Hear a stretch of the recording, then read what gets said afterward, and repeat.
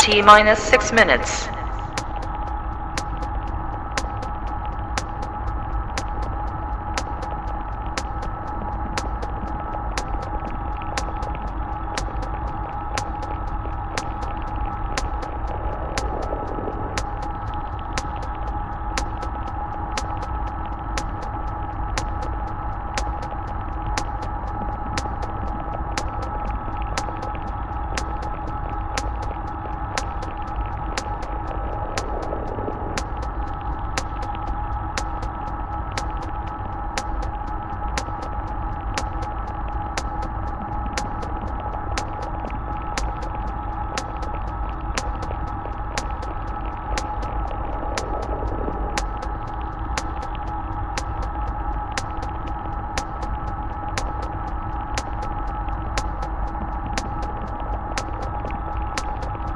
T minus 5 minutes.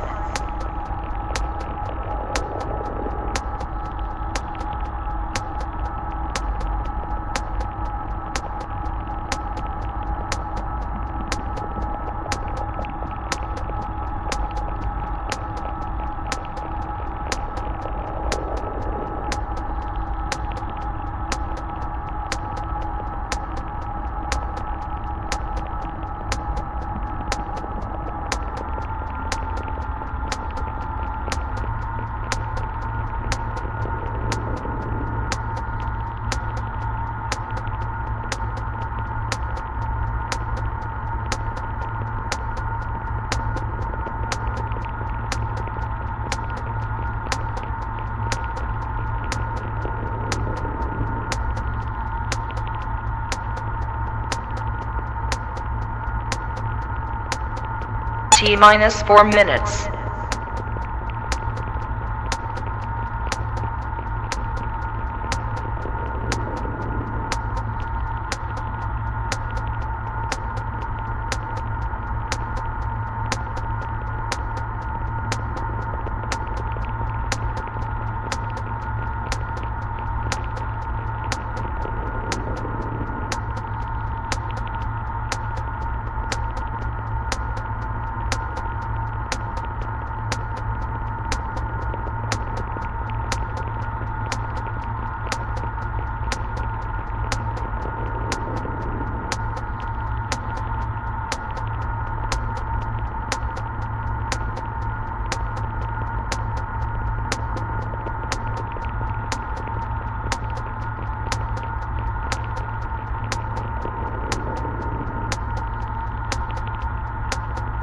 T minus 3 minutes.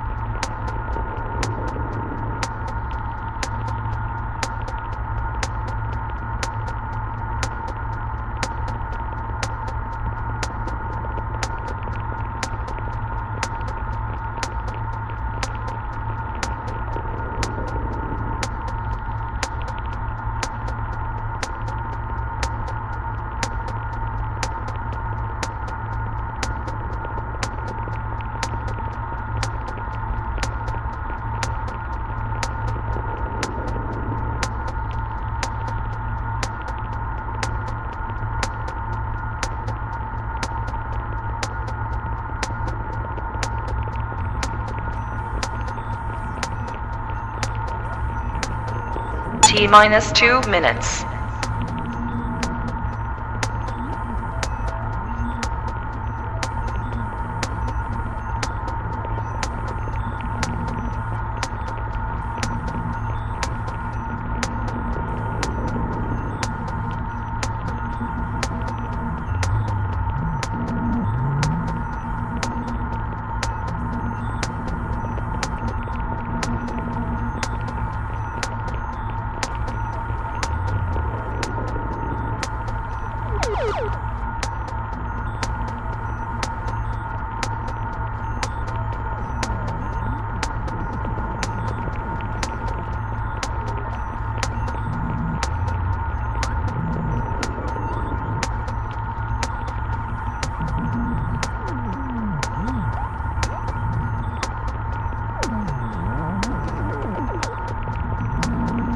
T minus 1 minute.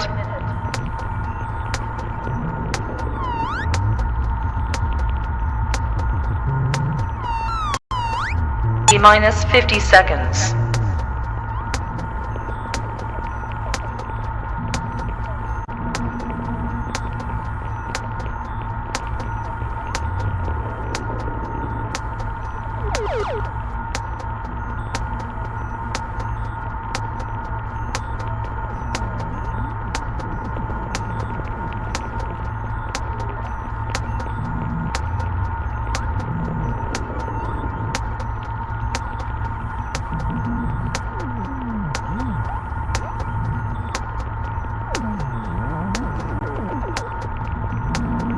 T minus 1 minute.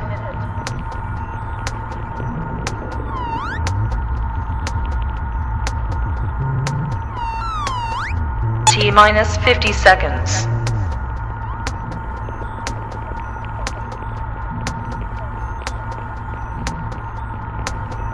T minus 40 seconds.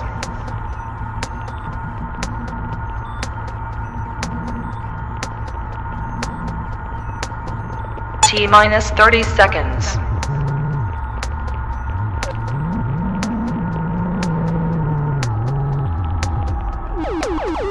T minus 20 seconds.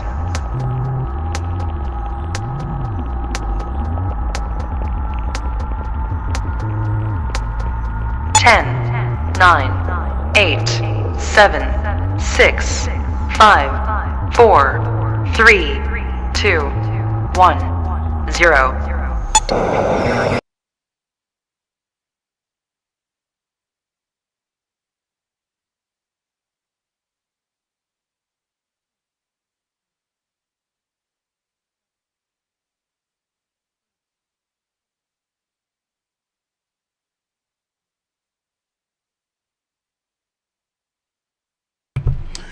And hello. How is everybody doing tonight? How is everybody doing for this Thursday night roundtable? Yes, it is. It is Thursday night roundtable. We are about to have us some good time. Tonight, Mr. Stacy, he's off tonight because, hey, every now and then, I'm be honest with y'all, we're doing this. Sometimes this can really get overwhelming, and you know what? Sometimes people need to take some time off to just relax, get their head straight, and everybody knows we appreciate Mr. Stacy because when Mr. Stacy's here, he makes sure everything runs right. He makes sure that people are staying on task. He makes sure that we have no trolls. So we are blessed. We are highly blessed that we have someone like Mr. Stacy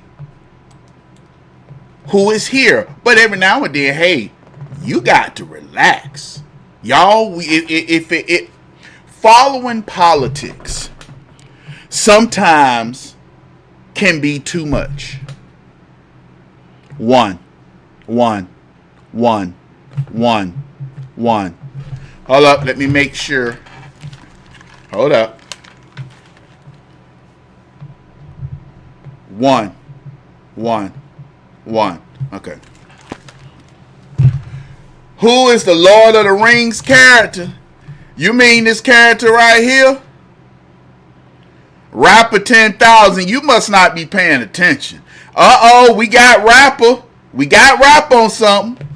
Rapper 10,000. Now, I'm going to ask you, Rapper, who do y'all think this is? Hey, Hurley McAdams, who do y'all think this person is right here? I got shown. Who do you think is this gentleman right here that I have shown? Who do you think it is? Now, if you listen to the show, he calls in on Friday. And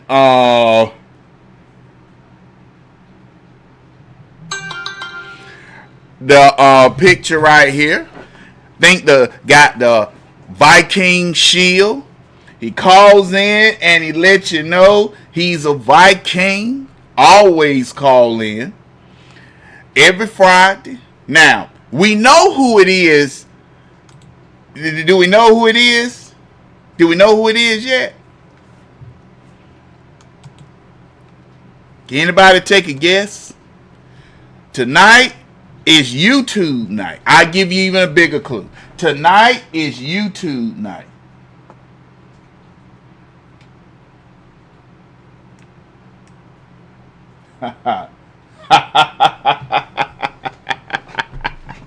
I'll read it a certain person's what he's saying. Do you know who it is yet? Now, you know who it is in the top left. Y'all know that's Rapper 10,000. You know who it is on the bottom left. That's Shayne. You know who that handsome gentleman in the middle. You know who that beautiful auntie on the top right. Now, bottom left, who is that, you ask? Jamal, who is that? Mr. David Hessler. That's who that is. Tonight, David Hessler is the special guest from YouTube. David Hessler is the special guest. He looks like a wizard. No, that's a Viking. Now that is actually a pretty good Viking. I think I did a pretty good picture right there. Because you forgot Mr. David stays in Salt Lake City. He stays in Utah. Okay? So if he stays in Utah, what is Salt Lake City known for? Oasis. So that's an oasis. He calls himself a Viking. Bam. Y'all see?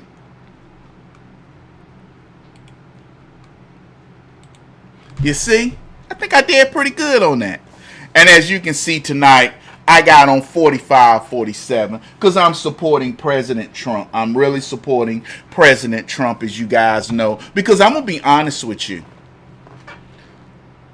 That was Melvin Stewart. That was David Hessler is the Viking because he always calls himself and says Viking. So that's who that is.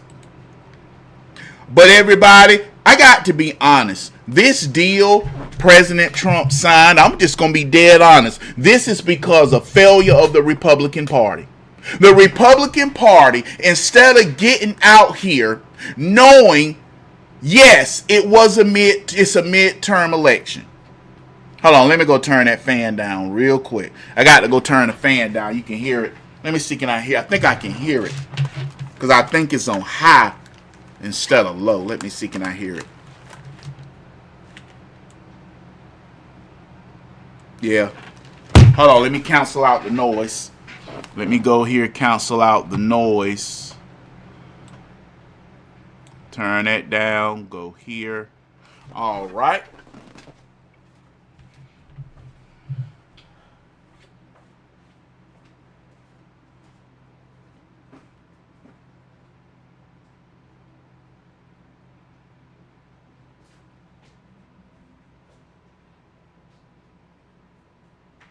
All right, got that done. Got that done. Now, the reason why I said the Republican Party failed President Trump is because the whole time this war, Republicans were not out here saying, let's fight, let's keep going until the Iranians are gone. We didn't have Iranians in our streets, the Iranians here. Now, I'm still for free Iran. Yes, I am. I'm still for free Iran. And I wanted regime change. When Israel took out the Ayatollah Khomeini, y'all saw me. I was happy. Y'all know for a fact, and I will not back down. They should not have backed down. I wanted regime change. Yes, Melvin Stewart, that is so true. The Trump haters were so pathetic. People who have been supporting Donald Trump and riding Donald Trump coattails, now we're in this to win it. And you got Tucker, Megyn Kelly, Alex Jones, all these people who were supposed to be riding the President Trump coattails trying to do their best to destroy him. You got people that were so-called Republicans who really wanted Iran to win. So many people got on this anti-Israel stuff that America, yeah, they signed this deal without Israel, told Israel they need to calm down. But I'm telling you something. Benjamin Netanyahu is not going to have another October the 7th. He's not going to have it, and I don't blame him. And Israel has told everyone, they crossed the line, we're going to blow them up. We're not playing. I don't blame Israel one bit, because they sat here and they watched America. They watched America they watched the so-called conservatives start criticizing the war, gas prices.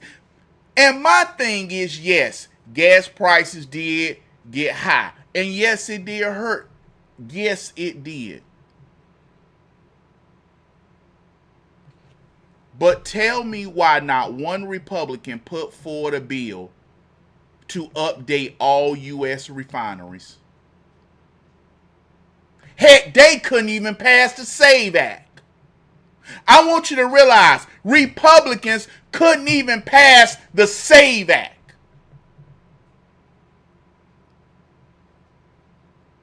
They couldn't even pass the SAVE Act.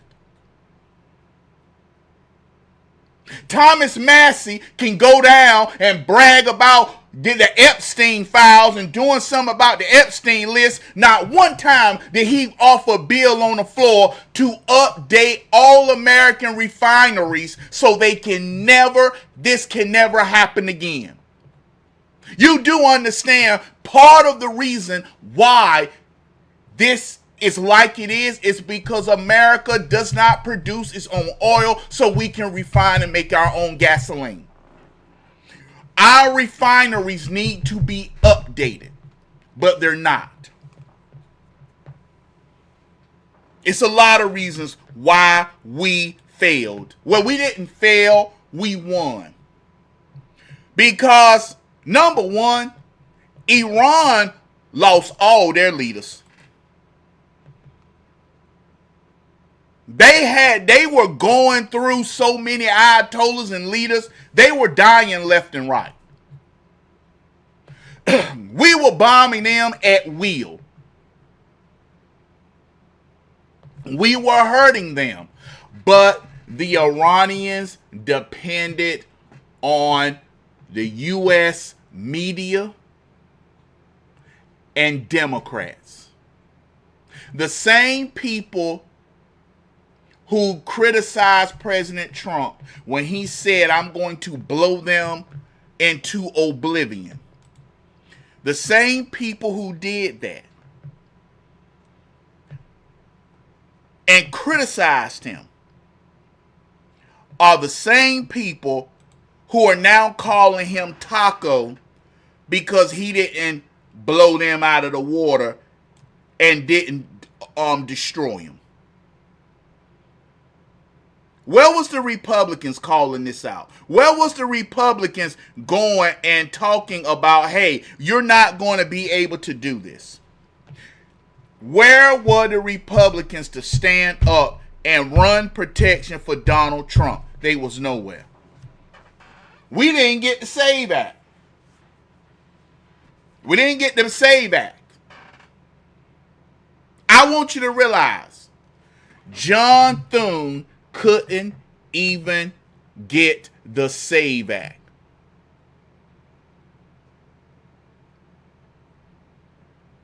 Those same Republicans, Murkowski, Collins, you know what? I'll be honest with you.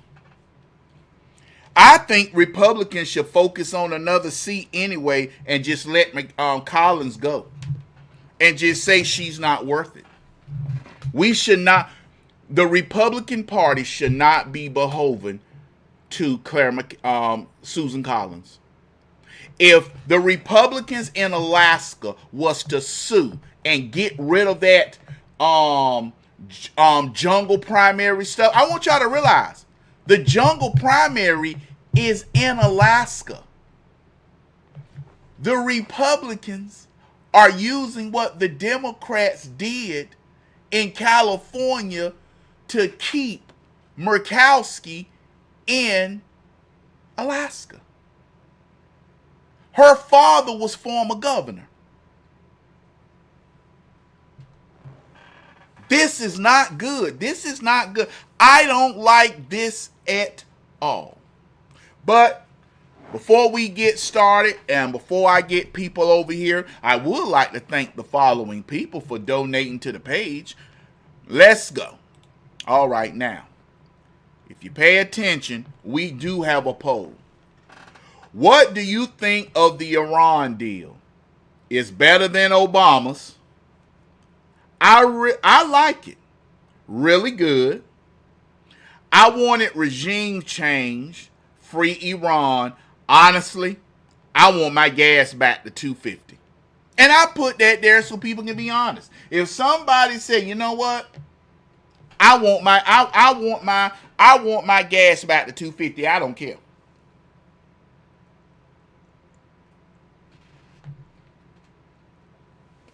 If that's how you feel, ain't nothing wrong with that. Ain't nothing wrong with saying, I just want my gas down to $2.50. Ain't nothing wrong with that.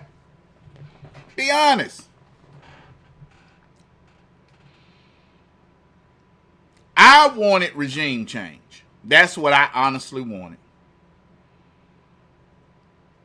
But the Iranians knew Americans. And the Iranians banked on Democrats. I want y'all to realize that. The Iranians depended on Democrats. And I'm going to be honest. I wanted regime change. Dag don't nobody think the deal good.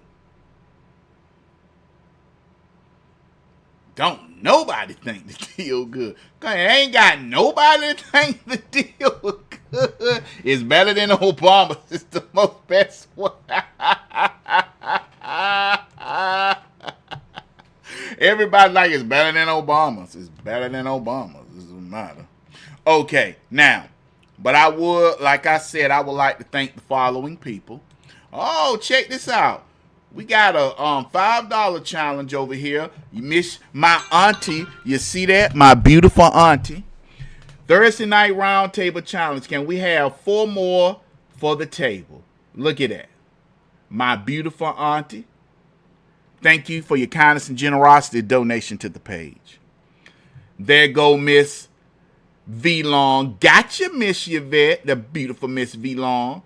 Miss V Long, thank you for your kindness and generosity and donation to the page. And thank you all for giving through Super Chat. I love you.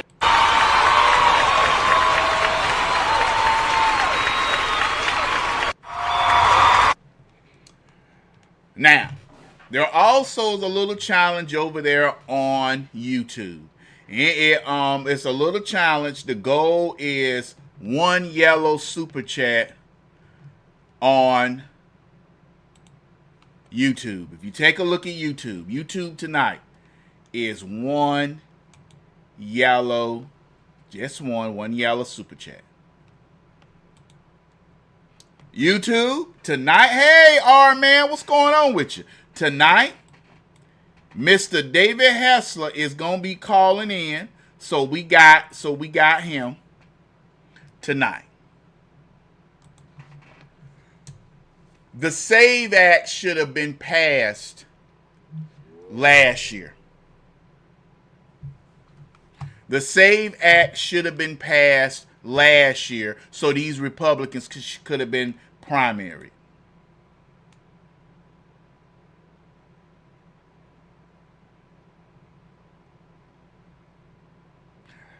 You know, Susan Collins, if Plattner beats, my auntie showed me the latest poll, Plattner's 45%, Susan Collins at 44%. if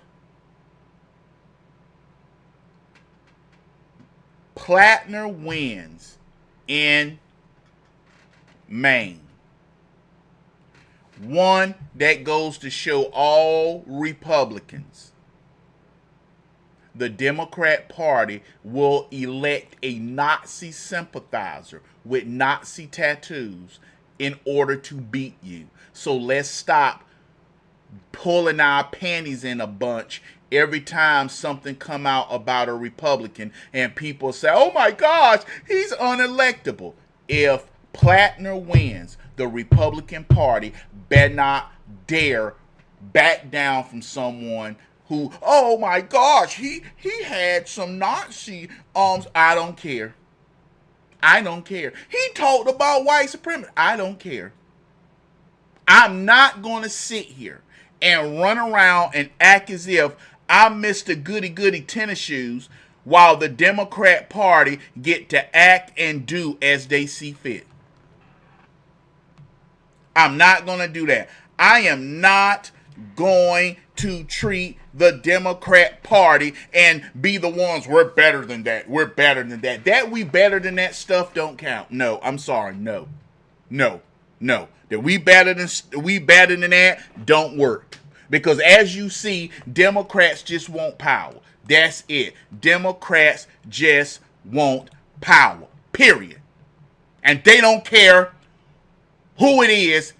They got a man who was accused. I want you to realize he was accused.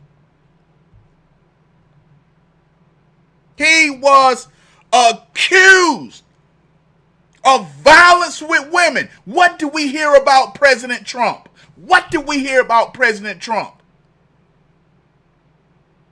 Now you elect this man? Now you don't believe all women? This is why I have been saying for the long time, Democrats want Republicans to get rid of our crazies while they keep theirs. This is why I will not back down. I will not back down from a Republican that has something in his background. Nope, won't do it. Not gonna do it. But I also would like to thank real quick, I would like to thank Miss Melinda Peace. Miss Melinda Peace, thank you for your kindness and generosity and donation to the page, Miss Melinda Peace. Thank you for your kindness and generosity and donation to the page through Super Chat. Thank you, Miss Melinda Peace. I love you.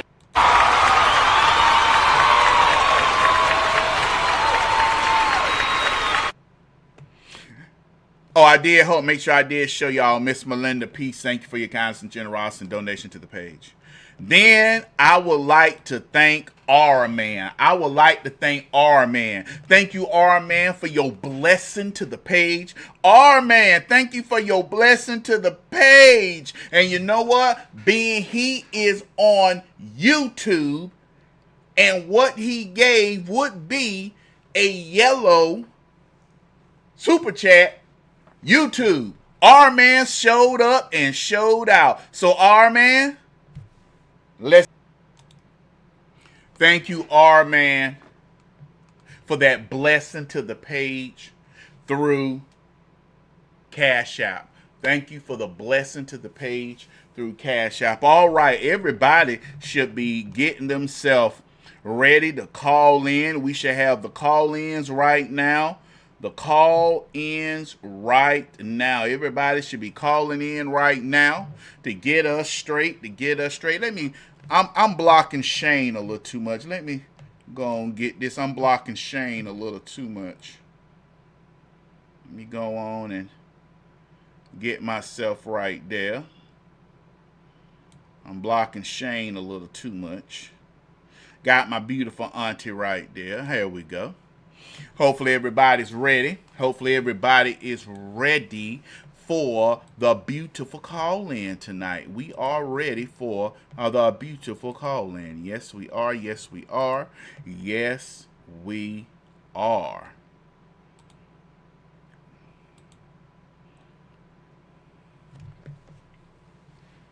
Let's get started. Let's Our man says, especially on my last day of work and I have the weekend off. God, you know I'm on call this weekend for Father's Day. I am on call this weekend for Father's Day. Yes, I am. I'm on call this weekend for Father's Day, which is no problem.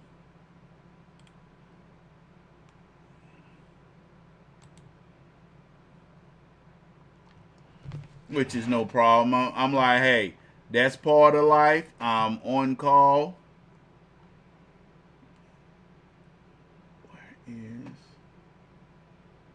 Where is my thing I got called round table? I have it marked round table. Where is the round table one? While everybody's calling in. Not image 67. Image 59. Image 59. All right, where everybody's getting ready and calling in. Because tonight we're going to start talking about, of course, the Trump deal. The Trump deal. We got to start talking about the Trump deal. All right. Rapper 10,000. Auntie. David Hessler. All right, y'all. Are we ready? Are we ready for the Knights of the Round Table? Let's start off with my super auntie, Miss Yvette Roman. Auntie, how are you doing tonight? Auntie David Hessler. All right, y'all. Auntie, how are you doing tonight? I'm doing pretty good. How about you, sweetheart? I'm doing great. I'm doing great. All right. Hopefully you're having a great and wonderful night, Auntie.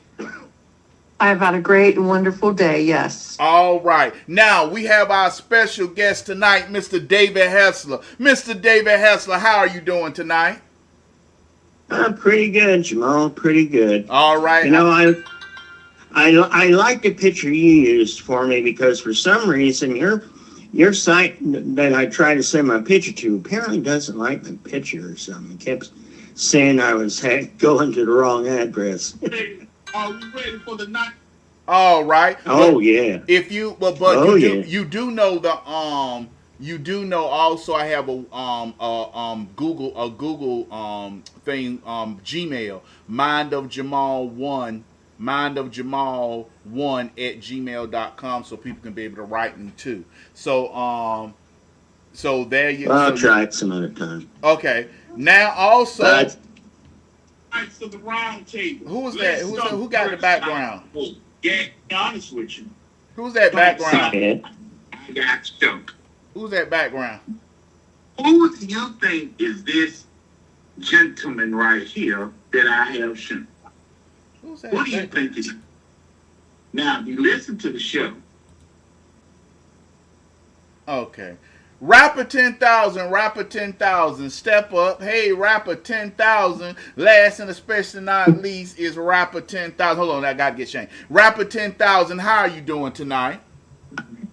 Doing pretty good, Jamal. Just a little bit stressful by different news in my area. Well, like I said, and like same thing I told Mr. Stacy Rapper, if y'all need to back away, because talking politics and dealing with politics, it will stress you out. And if you ever need to just, sometimes you need to back away from the television, back away from the politics, and take a week off and just focus on whether it's a movie, whether it's something, there's not going to be a nuclear war, something happening like that. Back away and just chill and relax. Sometimes you have to do that. You have to do that sometimes. I understand.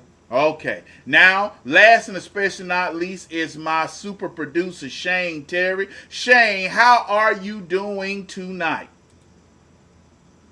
I'm doing pretty good tonight. Is it raining out there in Alabama? Because it's pouring down here in North Carolina. It is pouring down. It rained earlier today. And it sprinkled on me a little bit while I'm door dashing later on. Well, long if you made it safe, that's made it home safe. That's what matters. Long as you made it home safe, that's what matters. And that also goes to you too, Shayne. If you need to take a break, yes, you're the producer, but if you need to take a break, Shayne, because I do not want you, Mr. Stacy, my auntie Miss Chevette, or Mr. Pete Lawson to get burnt out because of politics. If you're watching this stuff, it will get to you. Watching us fail on the SAVE Act and watching people who were Republicans who we did shows with. They loved Trump at one time, but now they all on that. They hate Jews and Trump is bad. That stuff will stress you out if you let it. So if you or auntie, y'all ever feel a time, hey Jamal, we just need it. Just take a week and just get away from it. Just take a week and get away from it. Y'all do what you have to do. Okay? Take a break from a week if you ever feel a little burnt and stressed out, okay? Okay. And that goes for you too, auntie. You got a husband. You know y'all building back, getting his health, your health as well. If you ever need to back away, auntie, back away. Take a week. Jamal, we got to just relax and get away from it and turn that political TV off and just enjoy yourselves. Streamline old shows like Hogan Heroes, McHale's Navy, Airwolf, Knight Rider. That's Lyle.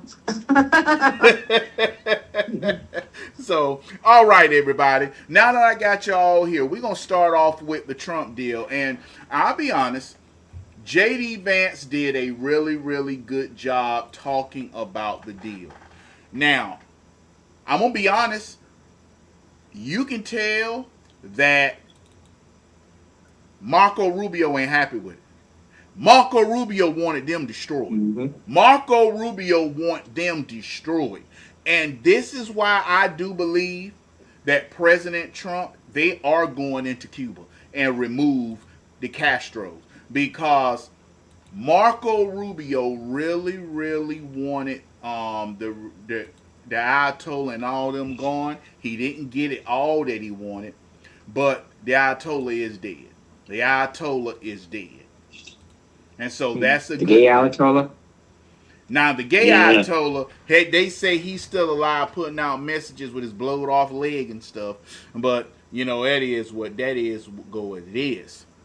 So without further ado, let's go on and get started with J.D. Vance answering questions. And he put a lot of things that was quote unquote said about money going to Iran, and we're going to spend the first 30 to 35 minutes of the show going over what J.D. Vance said and what's going on. Are y'all ready for tonight? Are y'all ready? Yes. Yeah. All right. Let's do it. I'm gonna mute some of y'all. This is what I'm gonna do so you guys can have a fair chance, because I know some of y'all are watching, because y'all are the producers. Some of y'all are watching me through Rumble. And Rumble has a 10-second delay.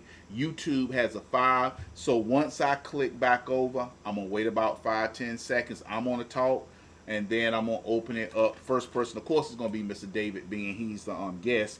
Then we're going to go from there. But without further ado, let's get started.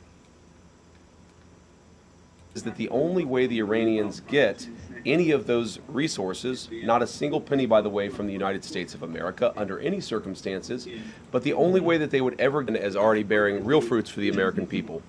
Last night, 12.5 million barrels of oil went through the Strait of Hormuz. That is a high since the beginning of the conflict.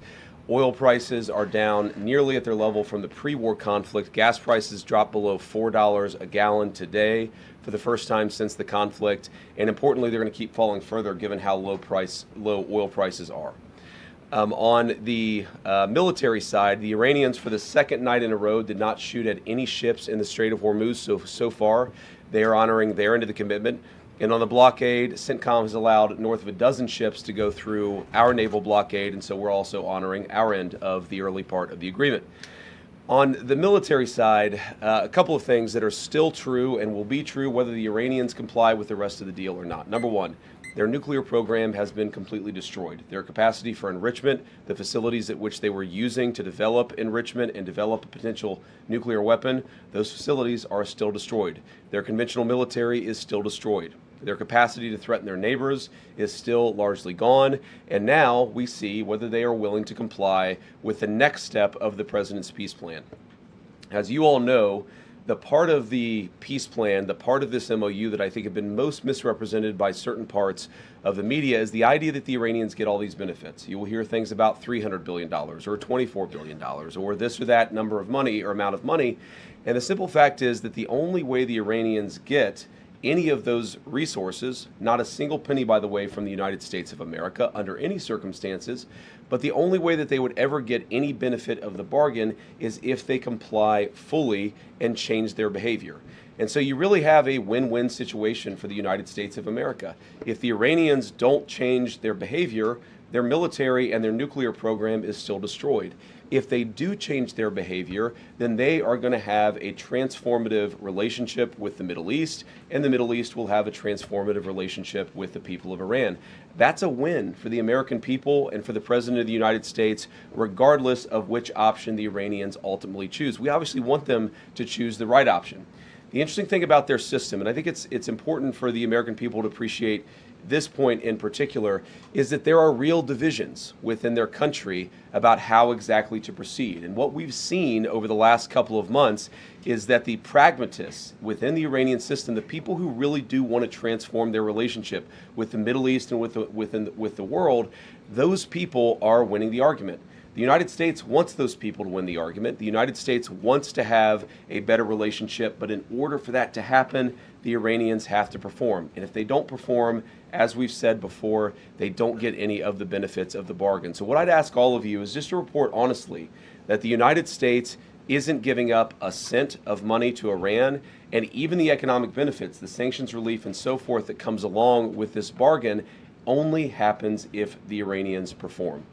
So with that, I want to say thanks to all of you. It's good to be with you this morning, and I'll kick it over to questions. Let's start right over here to the right.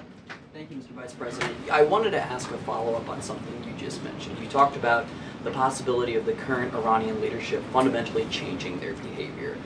Do you think that the current Iranian leadership recognizes the leverage that the U.S. holds over itself economically and militarily enough to actually go forth with fundamentally changing their behavior over the long term and going about things differently? So I certainly think they recognize the leverage that the United States has over them. We've seen that in a number of our conversations. We've seen that just in their behavior over the last couple of days. They certainly recognize that the United States has great leverage. Will that ultimately lead to a change in behavior? I don't know. I've seen skeptics of the deal. People say the Iranians will never change their behavior. Well, maybe that's true, and if so, they don't get any of the benefits of the bargain. But isn't it worth trying? Isn't it worth seeing whether this incredibly weakened position that the President of the United States has put the Iranians under, whether that motivates them to change their behavior, not just vis-a-vis the West, but vis-a-vis the Middle East? And one of the interesting things about this is, the technical details of this we can, of course, get into. There are going to be any number of opinions about the negotiation, about where it's ultimately going to go. But I tend to think that you should trust the people who know the Iranians the best and who have the most to lose. What are the Gulf Arab states saying about this deal? What are they saying about this deal compared to the JCPOA in 2015? This is the Obama nuclear deal. Well, back then, they hated that deal. They felt like it empowered the Iranians to be bad actors across the region, and of course that's exactly what happened. They were right about that. What are they saying about the president's peace deal? They're saying this is an amazingly transformative thing for the region because either way, we and the broader region win. Iran is weakened, their nuclear program destroyed, their economy in desperate straits, and if they change their behavior, big things are going to happen for Iran and for the world. If they don't, no skin off our backs. Either way, we win, and that's the way the president has set up this deal and this negotiation. Thank you, Mr. Vice Yep. President. All right. You know what, Miss Joy RR? Miss Joy RR made a good point. She said that anybody push back. I want y'all to watch what Miss Joy RR said. Did anybody push back this hard when Barack Obama gave all that money to Iran? A few Republicans. Democrats were celebrating this deal. Democrats were saying it's the best thing that ever came out. And what is undeniable, that the Iranians was still enriching uranium. They were still enriching uranium. One of the biggest difference between this deal and Obama's, the Iranian Navy is sunk. The Iranian Navy is sunk. Their Air Force, gone.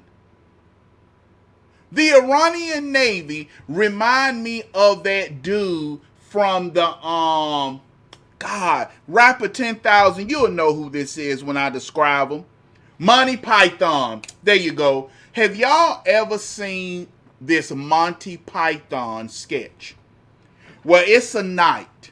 He chops off the guy's arms, chop off the guy's legs. All he is a stump claiming victory. And the Democrat Party is agreeing with this. The Democrat Party is agreeing with this. Mr. Hessler, since you are the guest, I give you 2 minutes to give me your opinion. What do you think of this?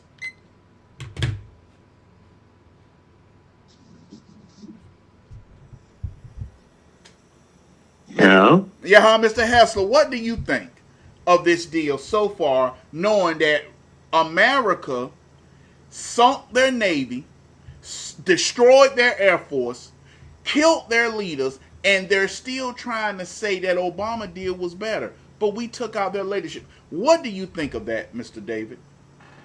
I think, as normal, the Democrats are full of it. You know, they think they get mileage by kissing up to Iran and whatever they think they're doing, and you know, it's crazy. But I've seen when Vance was talking about this, and man, he didn't take no crap from nobody. He just told the troops straight off. Anybody try to talk garbage about it, and he just let them know the facts, just slammed them in the face with the facts right then and there. I mean, man even had the cojones to go on that witch's channel to spew. Hello? I'm here. I just laughed when you said the spew. I just laughed. Okay. All right. Anyway, he even had the cojones to go on the spew and get face to face with them witches, and yeah, they tried some of their stuff, and he didn't get angry. He just kept hitting them in the face with the facts, and it was good to see them try and fumble and try to argue with him about stuff, and then they failed big time. Big time. Well, now let me ask you this. Do you think Democrats are ever going to really accept defeat, or do you think they're just going to run to the next thing to oppose President Trump about? Oh, they're going to keep going not only after this, but all the other stuff, and they will find something else. They always do. All right. Auntie. Well, hey, excuse me. I got to go do something for my wife. I'll be back. Okay. And I got to let you go for now, but I'll be back. Catch you in a little bit. Bye. Yes, sir. All right, Mr. David dropped off tonight. That's understandable. He said, I got to do something for your wife. That's understandable. Auntie, hearing him dispute the biggest lies, America's not going to give them $300 billion. They're only going to get money and stuff if they behave and people can invest and be able to do that. Does that make you feel better about the deal, or you're still a little questioning about it? I still have a lot of questions about it, I'm afraid, and I read some news just a little bit before we went on air that Vance was scheduled to go to Switzerland tomorrow to work on phase 2 of the deal, and the trip has been canceled because Iran is threatening us, saying that if we renege on any part of the deal, that we've had it. So he and whoever was supposed to go with him have been pulled back. So the trip has been canceled for tomorrow. So I don't trust them. If it were up to me, I would have leveled the place into a parking lot. But then Trump would have had to put up with, oh, you killed all these people, you killed women, you killed children, blah, blah, blah, blah, blah. And honestly, I don't think he had stomach to do that. And this is why we are where we are. But I don't trust the Iranians as far as I can throw them. And they're just looking for just the slightest nuance to back out of all of this. And I think if they do, I think that Trump just needs to go in there and do the regime change. I'm for the regime change all the way. So let me ask you this, Shayne. Let me ask you this, Mr. Shayne. Do you think that the Iranians, now that we gave them a little bit and they're out here running around, do you think President Trump is going, if something happens, do you think he's going to bomb them before the midterms, or do you think he doesn't care midterms or not? He going to blow them right out of the water? Whichever case, I hope he turns into a glass parking lot. Be done with it, because yes, I'm getting tired. I'm getting tired of them trying to raise prices on gas. So let me ask you a question, because you're someone who has a profession in driving. Was it, when it came to being that one of your professions is dealing with gas and driving, were you, hey, I want a deal just to get gas so that way we can get this gas back to where it needs to be? Or were you like, go do the job, destroy them, and we'll worry about the gas prices and stuff later? Were you more worried about the gas prices, or were you, hey, I want to get this deal, I want regime change, period? What was one of the things you felt that was most important, Mr. Shayne? Well, get the gas prices down and hope for a regime change. Because the higher the gas prices, the less money I make, because I'm having to spend money on gas to deliver people's food to them. Okay. So it was kind of both for you. But so really it's like, hey, it's both for me. Yes, I do want the regime change. Yes, I do want to stop. Also in the process, I got to think about my bottom line too, for the simple fact I'm not driving around for free. Gas ain't like it was in the 60s.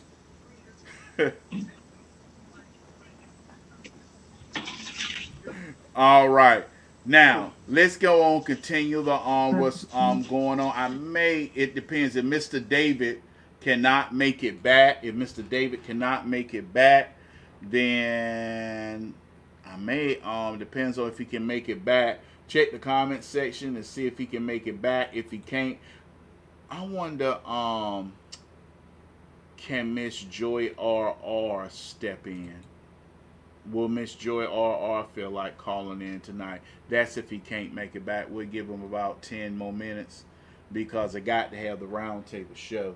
So if not, then I got Miss Joy RR picture. Y'all know we do have, where her picture at? Bam, right there.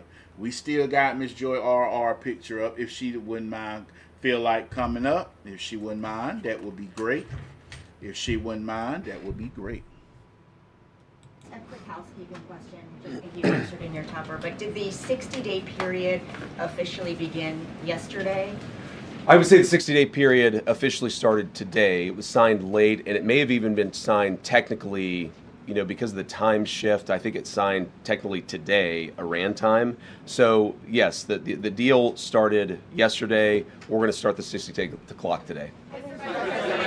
Go ahead. Can you help us understand President Trump's shift on his stance for Iran's ballistic missile program. Initially, it was a key objective to dismantle it. Yesterday, he said it would only be fair if they had some, if the countries around Iran also had some. So when and why did that change? And will the final agreement have any restrictions on these missiles? So we destroyed a substantial number of their ballistic missiles and their ballistic missile launchers themselves. It's not just the bullets, but it's the actual gun. And that's what we were extremely effective at in destroying during the last 3 months of the campaign.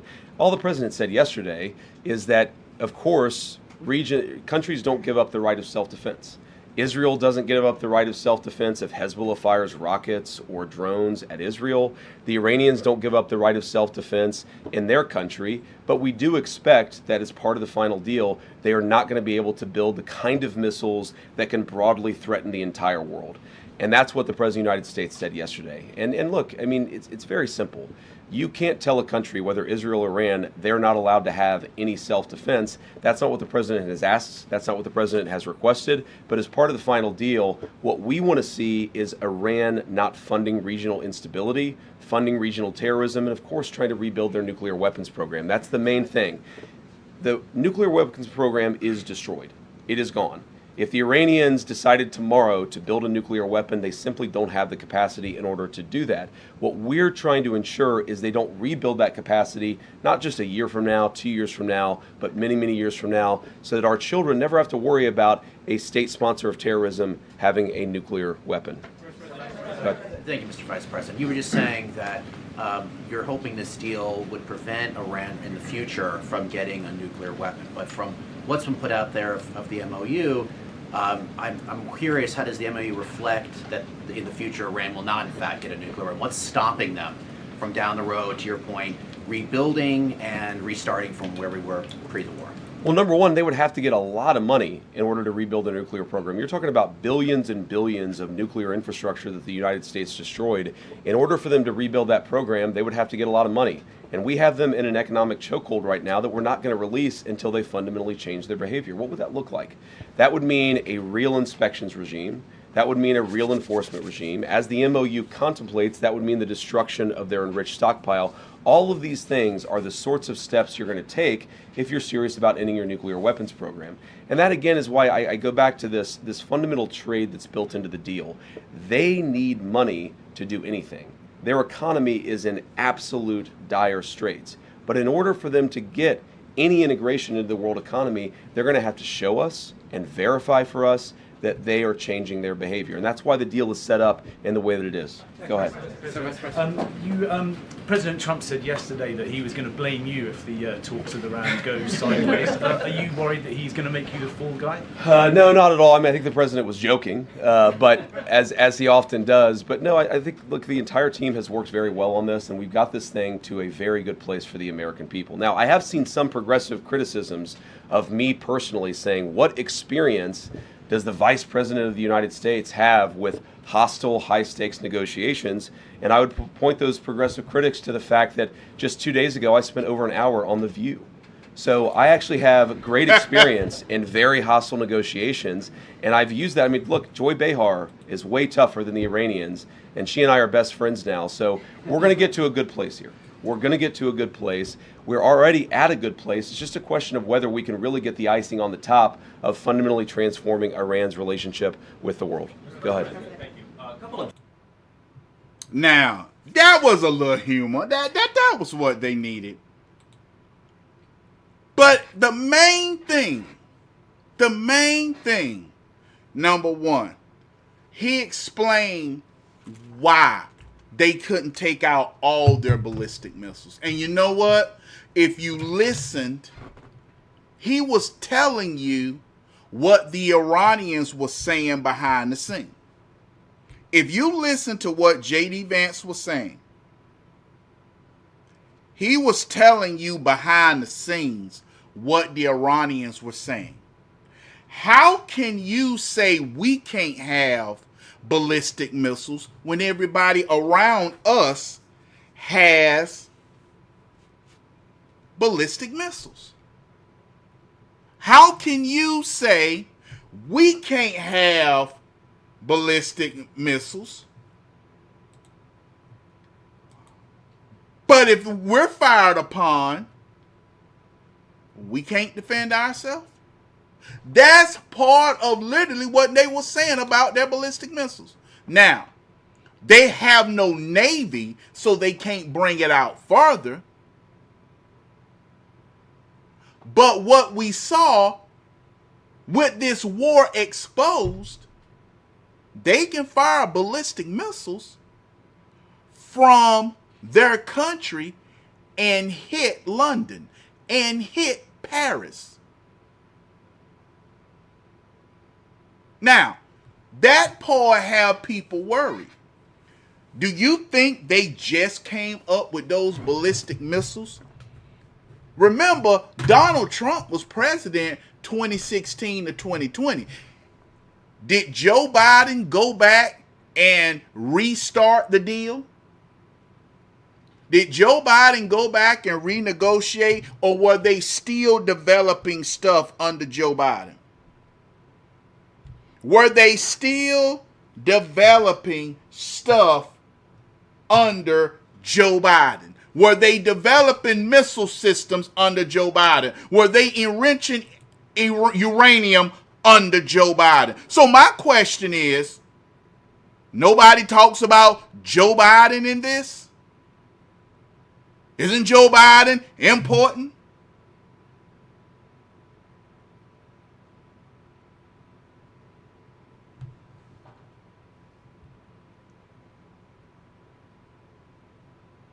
Okay, Miss Joyce said she's available if noticed. Have y'all seen Mr. David back? All right, Mr. David is not back.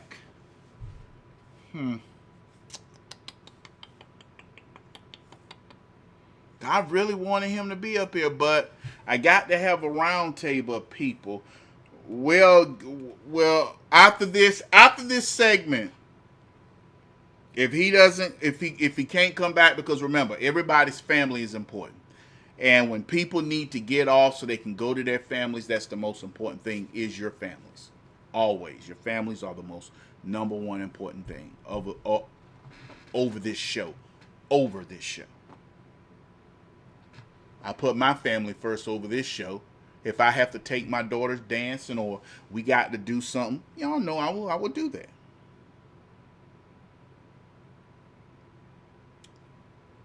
But after they talk, if Mr. David can't make it back, that's understandable. I got his picture, so we'll just have to schedule it another time. All right. So, Auntie, being that it was explained why Donald Trump said, hey, I can't leave them defenseless, because no nation will ever admit to a defense without having any defense to defend themselves. But it's known Israel can bomb them whenever they want to. Israel proved that their air defense and everything is nothing. So, do you understand President Trump's reasoning? Does it make you feel more comfortable why he let them keep some of what was left of their ballistic program, their missiles? Auntie, what do you think? Yes, it makes sense. Yeah, it does. But that's probably the only good point that the Iranians have made so far. Okay, well, that's good. That's good.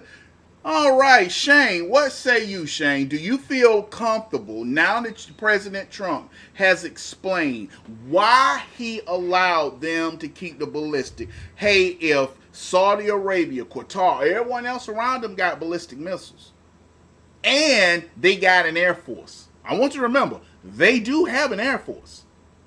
Iran doesn't have one. Iran doesn't have a navy. All that money they spent on those ships, rebuilding after Ronald Reagan sunk their ships, is over. That 40 years they did building, sunk, bottom of the ocean.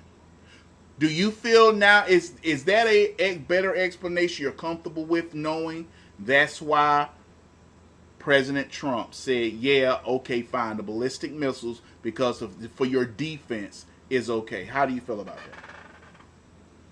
that?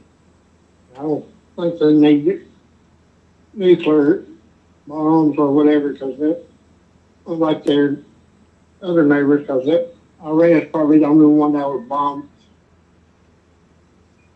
us or any other country if they feel like it. That is true. They just looking for a bomb because they was out there shouting "Death to America" today, and they're saying that J.D. Vance may not go back over there. Yeah, because the trip is canceled as of just a little while ago before we went on air. It's canceled. But they said it was because President Trump signed the deal. Because President Trump signed it at the table at Macron. When he signed it, that was it. They signed the first phase of it, but he was supposed to go to Switzerland tomorrow to start working on phase 2. And that's when the Ayatollah or whoever's in charge over there came out and said their statement was threatening, and they called off the trip for phase 2 of the deal. Yep.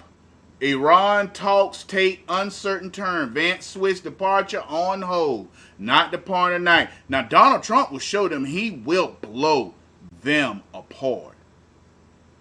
He will blow them apart. Rapper 10,000. Rapper 10,000. Rapper 10,000. Now that you know, hey, this trip to Switzerland has been called off because they was talking crazy. Do you think when President Trump said there is a huge divide in Iran, you got the hardliners, which are being ran by now we know technically Iran really isn't a theocracy. They're a military dictatorship because Ayatollah is just a figurehead. It's the Republican Guard that's running. Once the first Ayatollah died, it's the Iranian Republican Guard Corps, or IRGC, that's running Iran. Really. They're the ones that's not backing down. The Speaker of the House like, hey, we back down. No, Mr. Trump, no more bombs, no more bombs. No more bombs. Luftwaffe command, no more bombs. But the IRGC and their intelligence like, no, we can take it out. We can deal with this because we know the Democrats and their liberal, their opposition, because we have open opposition where people can go in the streets and say they are opposed to the president's deal. So, Rapper, what say you?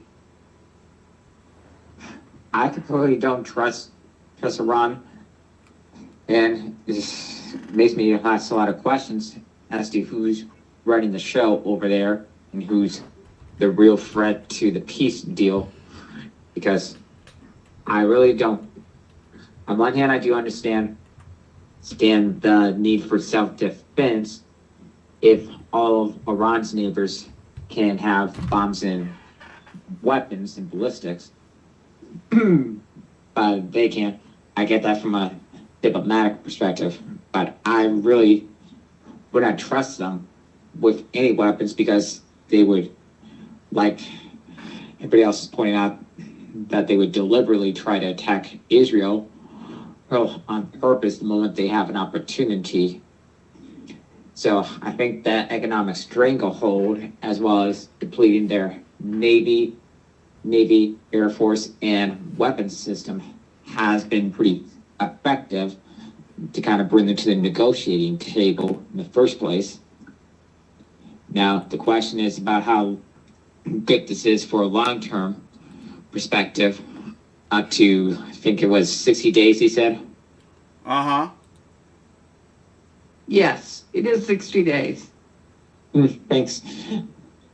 To see how well they behave to even receive a portion of the money to begin with, but I wouldn't put it past them. So I think the best thing for us long-term is to kind of have the Iranian citizens stage some type of uprising to kind of take care of their own destiny, so eventually the United States can pull out. The only good thing is that the straits are opening and there's traffic flowing through there. All right.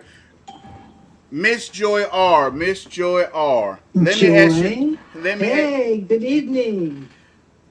Everybody, welcome Miss Joy in because, like I said, we got to keep the show going. Miss Joy, let me ask you a question.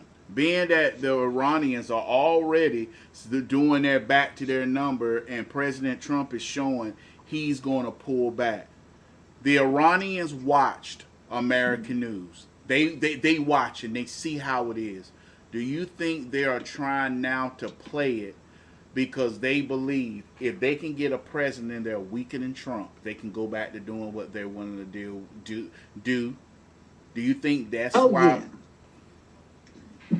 They're definitely watching, and they know that right now the people, the way the people, American people are acting, if they can just hold out and just get the American people to be so sympathetic to them, they can act any kind of way they want.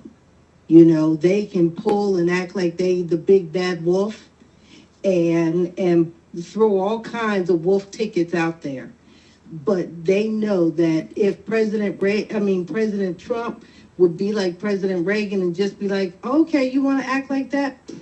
Here's the button. You know, they would shut it down. You know, because remember, President Reagan didn't care. President Trump, he don't play no games either. So I just think that if we stop worrying about their wolf tickets and just be like, you know what, I done spoke to you once, I done spoke to you twice, I'm tired of talking. Here, have that. But my question is this. If the American people are the ones who they are depending on to save them, because that's basically what they're doing.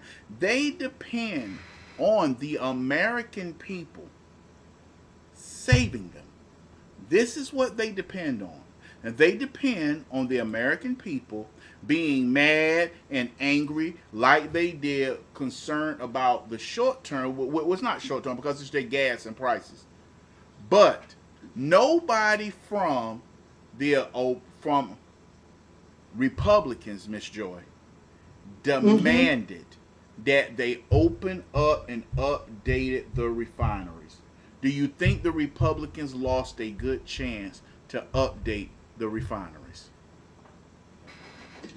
You know, I never thought about it like that, because I think that, you know, if we could show some of these people, because some people, you know, they're knuckleheads.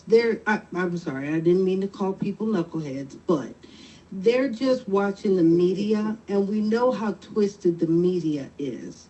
So they're not being in researching and looking at Iran for who they really are.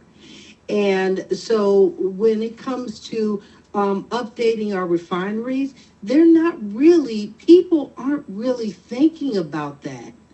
And so because the Republicans are following, some of the Republicans are followers. So yeah, you know what? I never thought about the fact that we may have missed our chance as Republicans to boost our refineries. Like President Trump said, we're going to build a new refinery. We may have missed that chance to say, let's get a leg up and build a new refinery now while we got a chance, while we got Iran down on their knees and we got oil prices here. Let's get out there. Let's get ahead of this. We may have missed the chance because now they're trying to, you know, boost themselves up. Well, so I really do think we may have missed the chance. All right, everyone, let's be on hold right now, so that way we can go to the rest part. Then we're gonna switch after this talk with JD. Without the JD, we're gonna play another 5 minutes. Then we got to go because we got to talk about Israel as well. Israel doesn't like this deal, and Israel is actually saying what so many the Israel haters say. Oh, well, President Trump, you know, we don't own President Trump, and President Trump don't own us.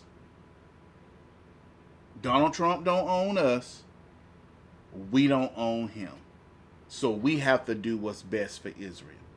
So we're going to play that video next after this. Just timing questions. How soon, as the MOU lays out, can Iran start selling any of its oil that has sort of been impounded, right, with the blockade? And two, can you sort of explain the Lebanon component to the MOU and how that front works and the enforceability of it? Yeah, so the Lebanon component, this is about regional peace, right? This is about regional peace. And what that means is we expect Hezbollah is not going to be firing rockets and firing drones at the Israelis. And we also expect that the Israelis are not going to be going wild in Lebanon, right? Both sides have to honor their end of the deal. Now, as you guys know, sometimes these ceasefires are a little messy. The President of the United States said this a couple of weeks ago, that a ceasefire in that region of the world just means they're shooting a little bit less at each other than they were before. What you've seen is radical progress in Lebanon, less shooting, less firing, but you're still going to have these little flare-ups from time to time, and that's just the sort of thing that we're going to have to manage through the diplomatic process. Secretary Rubio's been sort of the person on point. It's actually worked out extraordinarily well because we do have substantially less shooting, but it's going to be something we have to manage. And eventually what we want to see is the Lebanese government, the elected representatives of the people of Lebanon, who are able to police southern Lebanon so that Hezbollah has not taken over the country, the Israelis are not threatened, and then consequently the Israelis are not attacking southern Lebanon or Beirut either. That's the plan there. You asked about the Iranian oil. Look, one of the interesting things that you've seen is that the Iranians have been completely unable to sell oil, not because of sanctions, but because of the blockade. Fundamentally, the thing that we have done here, the original, what we give, what they give, is that we said we're going to lift the blockade, we're going to allow you to sell some of your oil, and they're going to open the Strait of Hormuz. We see that process starting to work already. It's going to take a little time before it picks up fully, but that's where we are today. Go ahead. Thank you, Mr. Vice President. The MOU, just on the Strait, the MOU guarantees these 60 days of toll-free passage, but after that it is, of course, led to a regional dialogue with Oman and Iran deciding the future governance of the Strait. A senior U.S. official told us yesterday that they expect Iran to push aggressively on this, but also that Gulf states won't allow any kind of tolls. How strenuously will the U.S. fight to keep tolls out of the Strait and keep any fees away from the future Strait commercial traffic? And are you going to leave it to the Gulf states to kind of fight this battle? Well, first of all, we believe international waterways should be free of tolls, and that's been our position. That's what you see, of course, in the 60 days of the MOU. And when you say it leaves it open, it doesn't really leave it open, except in the sense that, of course, the final negotiation is going to set the terms of what comes afterwards, right? You said, I think that it's the Omanis and the Iranians, but it's actually the MOU contemplates that the Omanis, the Iranians, and the Gulf Coast Coalition together will figure out a proper security framework for the Straits in the future. And what I mean by that is that we don't ever want this to happen again. Right? That's not about tolling. That's about ensuring that the Straits are never used as a choke point for the global economy ever again. It's frankly not what the Iranians want. It's not what the Omanis want. It's not what the GCC wants either. So what we're going to do, of course, working with our allies in the region, is to ensure that that is reflected in the final deal. And if that's not reflected in the final deal, there's not going to be a final deal. And that is, I keep coming back to this fundamental structural point of this negotiation, which is that we have all the cards. If the Iranians want the benefits of the bargain, they have to give us the things that are necessary to get those benefits. Go ahead. Now, if hopefully everybody can hear me, can everyone out there hear me? Because Mr. David, he just came back, and thank Miss Joy R. Miss Joy R., thank you for stepping up and helping out the round table. That's why I'm telling y'all, there are some people that are so much impactful to the show. Miss Joy R., there she goes right there. Miss Joy R., thank you for your help to the show. Thank you, Miss Joy, for stepping up and covering for Mr. David Hess. We'll do both. Okay. Both you guys. There's one of the... All right. Now, he made it clear. They don't get nothing, and there will be no tolls. They cannot do tolls. Mr. David, now that you hear, there won't be any tolls if the deal stands. Because remember, they canceled the trip. Once they start yelling death to America and they thought they were going to humiliate Trump, they didn't realize who they was dealing with, because Donald Trump will go back to bombing you in a heartbeat. So now that we know that they cannot do tolls, are you feeling more comfortable about the deal as well? Oh, yeah. Yeah, and unlike so many other presidents, Trump does not mess around. And they were dumb enough to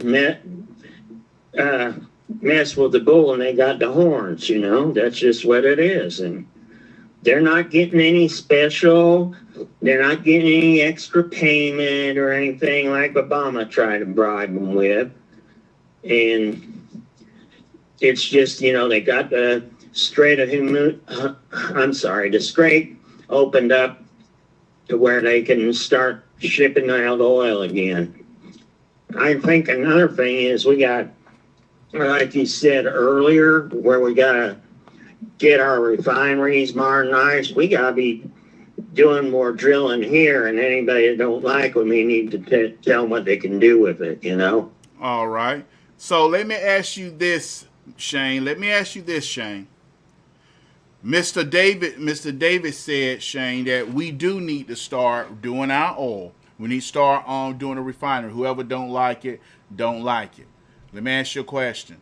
Do we need government-ran refineries, or do we need to make an incentive for the people from Shell, Exxon, and the others to do the refinery and just make it lucrative for them just to sell in America? Should our refineries just sell America? Should we just have American refineries? What do you think? It would be great if they could do that, but like David said, we need to update and modernize our refineries down in Texas and Louisiana either way, as long as we get cheaper gas here, that'll be great. I think. But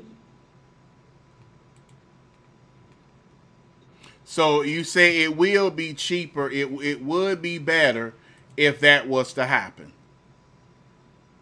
If we were to start doing our own refineries. Definitely, it would be great if whichever way it'd be easier, lower gas prices, that'd be fine with me. All right. My auntie just sent me this thing that's saying that they're trying to say one of my video that's went real good. They trying to say this video, the restriction is too harsh. Why do I want another review? The restriction is too hard. You misunderstood this video. This video does not break the rules. You misunderstood this video. There you go. It was to raise awareness. It was not offensive in my region. It was responding to someone else. It was to raise awareness. It was not a joke. It was about an important issue. Why do you want another issue? What do you do? Take a few days, submit review. Last time, because I know why they did it, because I did this part in the video. I should have did the thing. You'll hear back from us soon. Okay. I don't know. They'll probably try to take this video down because they don't like it. People don't like it. You'll hear back from us soon. The last time they did it on Mind of Jamal, They said, trying to say this video contains something that can encourage violence and lead to risk of physical harm and direct threat to public safety. So I know why, because I did the I know why, because I did that part of the video where Ruckus says, "Hang that nigga, now I got the rope right here." That's why I believe they got me, Auntie. Mr. David, hearing what he said. Hold up, have I talked to you, Mr. David? Or did I talk to you? I did talk to you first. My bad. Did I talk to my aunt? No, I talked to my, hold on. Okay, who's okay, have I talked to you yet, Auntie? On this? No. Have I talked to you, David? Say what? Have I talked to you about what he said about the okay. All right, Auntie. Now that you know that they will not be taxing under any circumstance. No, I still don't feel good about the deal, and I'm very concerned about the ships because tomorrow is really the official day that they were supposed to start moving, and now the waters are still full of mines, and Iran is supposed to go back and sweep those mines and get them out of there, and I don't believe they've done that yet, so I'm really concerned for the ships.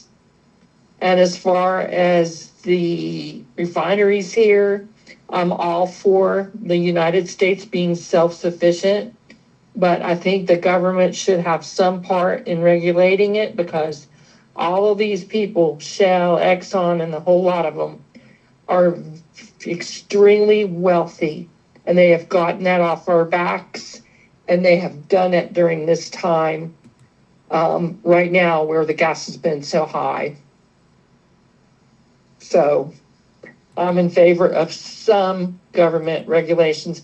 I don't know what that would be exactly, but no, I wouldn't leave that up to them completely.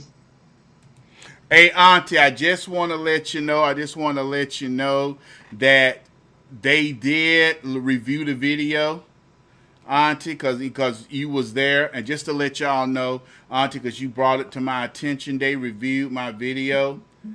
And they said it did not violate any rules.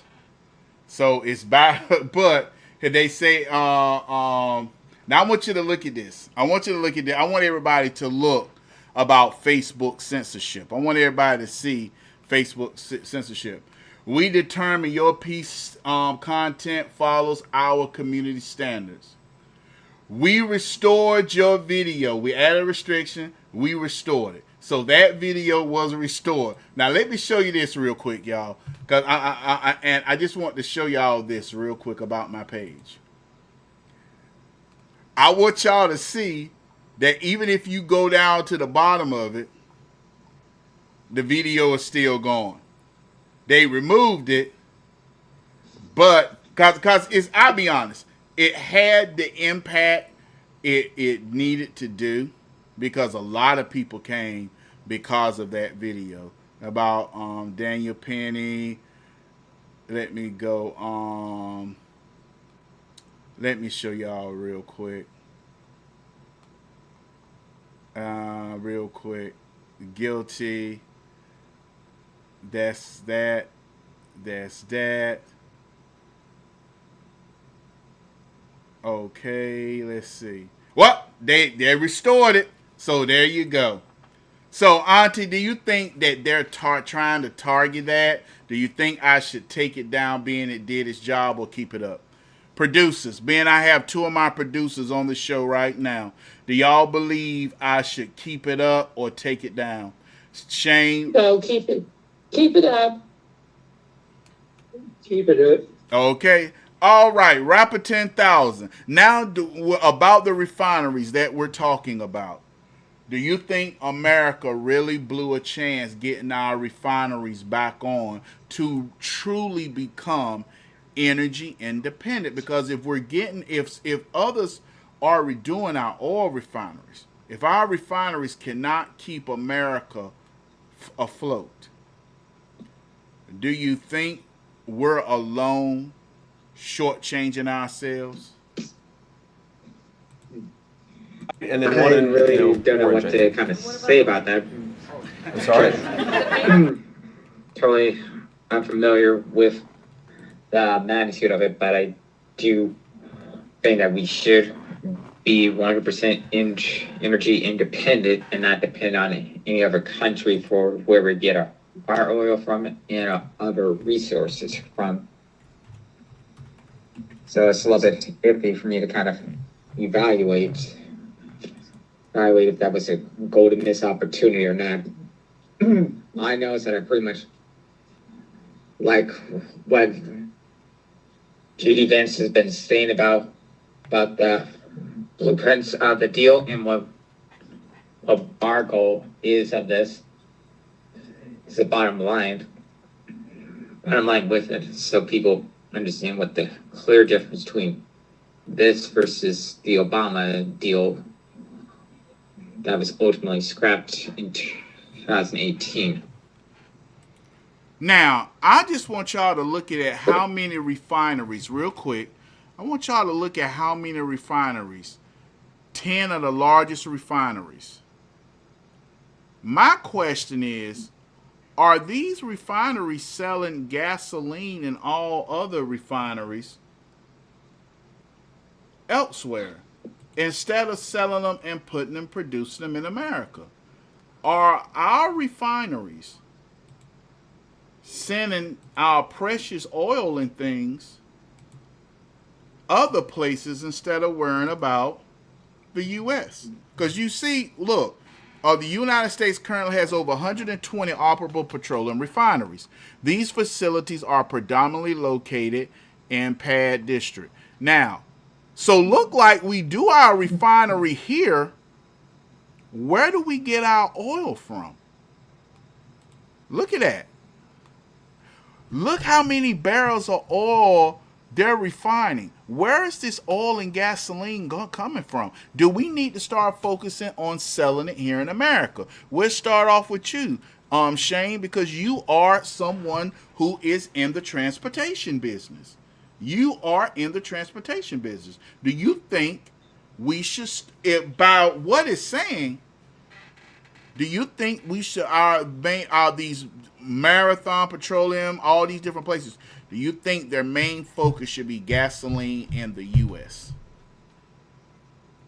Oh, definitely. It'd be more helpful to me and anybody else at DoorDashes or Ubers, or be cheaper on gas so we can all make money.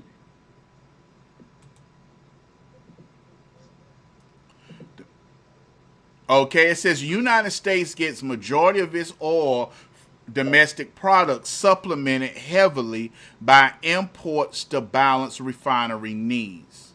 So, domestic production is over 60% of crude oil processed in U.S. refineries is extracted domestically, primarily from Texas, mainly Persian Basin, Permian Basin, New Mexico, and North Dakota. Top foreign suppliers from American neighbors for a vast majority of imported crude. Canada is far above the largest supplier. How come this keeps affecting us? See, that's what's keep getting me mad. How come this keeps affecting us? If we got all this oil refinery, we have all this oil ourselves, why does it keep what's going on in Iran should not, their oil prices should not affect. We should have what oil barrel goes for should not affect America. That's the problem. And it's not adding up. And if these American companies are taking advantage of Americans, then they have to I'm kind of for them these oil companies getting checked. What about y'all? Partly because of these oil and gas companies, but also because of these environmental regulations that seem to kind of hamper us a lot more. All right, what you say, Mr. David? Yeah, that is a problem. You got some states, yeah, they're private refineries. There are some, yeah, they can rip us off, but they're being told what, like in California, they drove out the refineries they had there because they kept demanding them make all these extra blends out of all this other garbage, and it not only was it not selling, it made the gas worse. It was hard. It wouldn't even hardly do its job, especially in older vehicles, because they would wreck the engine and stuff. And we need to, like I said, we need some regulation on the refineries, but the way all these blue states and cities want to do things, they don't want no refineries, period. And then they want to complain about the gas and all the other fuels, which at the same time they're trying to get rid of. It's just a insane loop, the old catch-22 over and over again. Plus these states and taxes are the main focal point of why certain prices keep going up all the time. It's not entirely conflict in Iran, it's pretty much these individual states. So let me ask you a question. Do you believe that there need to be a cap on how much states can tax their individual citizens? Do the Supreme Court need to step in and put a limitation on how much states can tax? How much do you, Auntie, you live in a conservative state. Sarah Huckabee Sanders is your governor. Do you feel that the government need to step in and put a cap on how much taxes that a state can tax their citizens? What do you say, Auntie?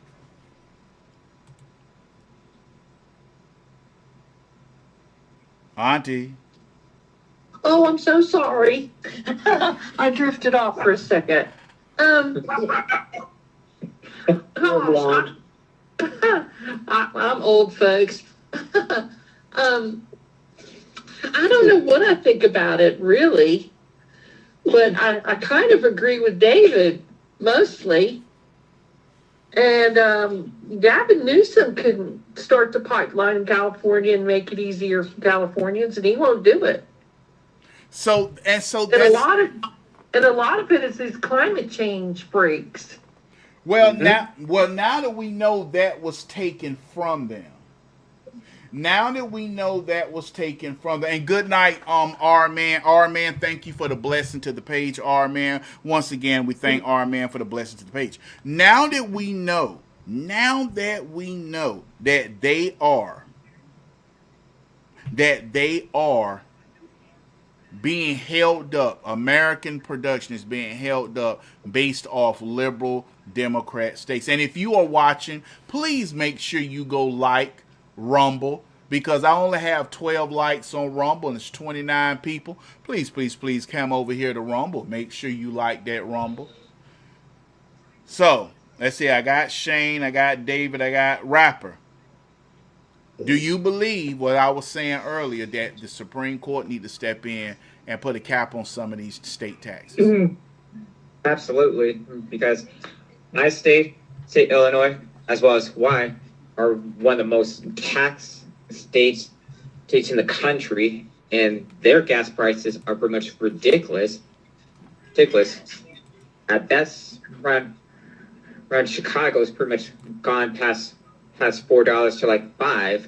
So haven't seen gas go down any place except for some parts of Indiana. One school. Okay, well now let's go on and let's talk about this. Oh, let's go talk about this real quick.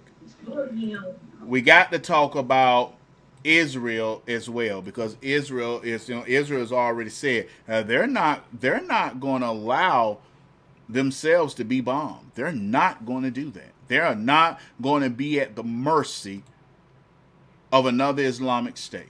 They're not going to do it. And here, right here, Iran's supreme leader has when publicly Israel spoke responded up, to the deal with and he was America for the talking about first it because time, Israel saying he didn't wasn't get, in favor of it.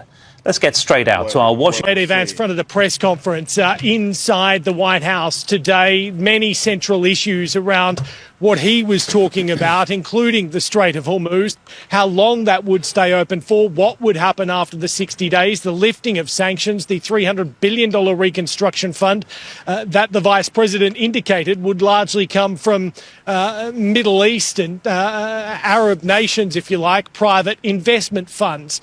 He was also pressed on exactly what Iran is getting now that it didn't have prior to this conflict. This was his response.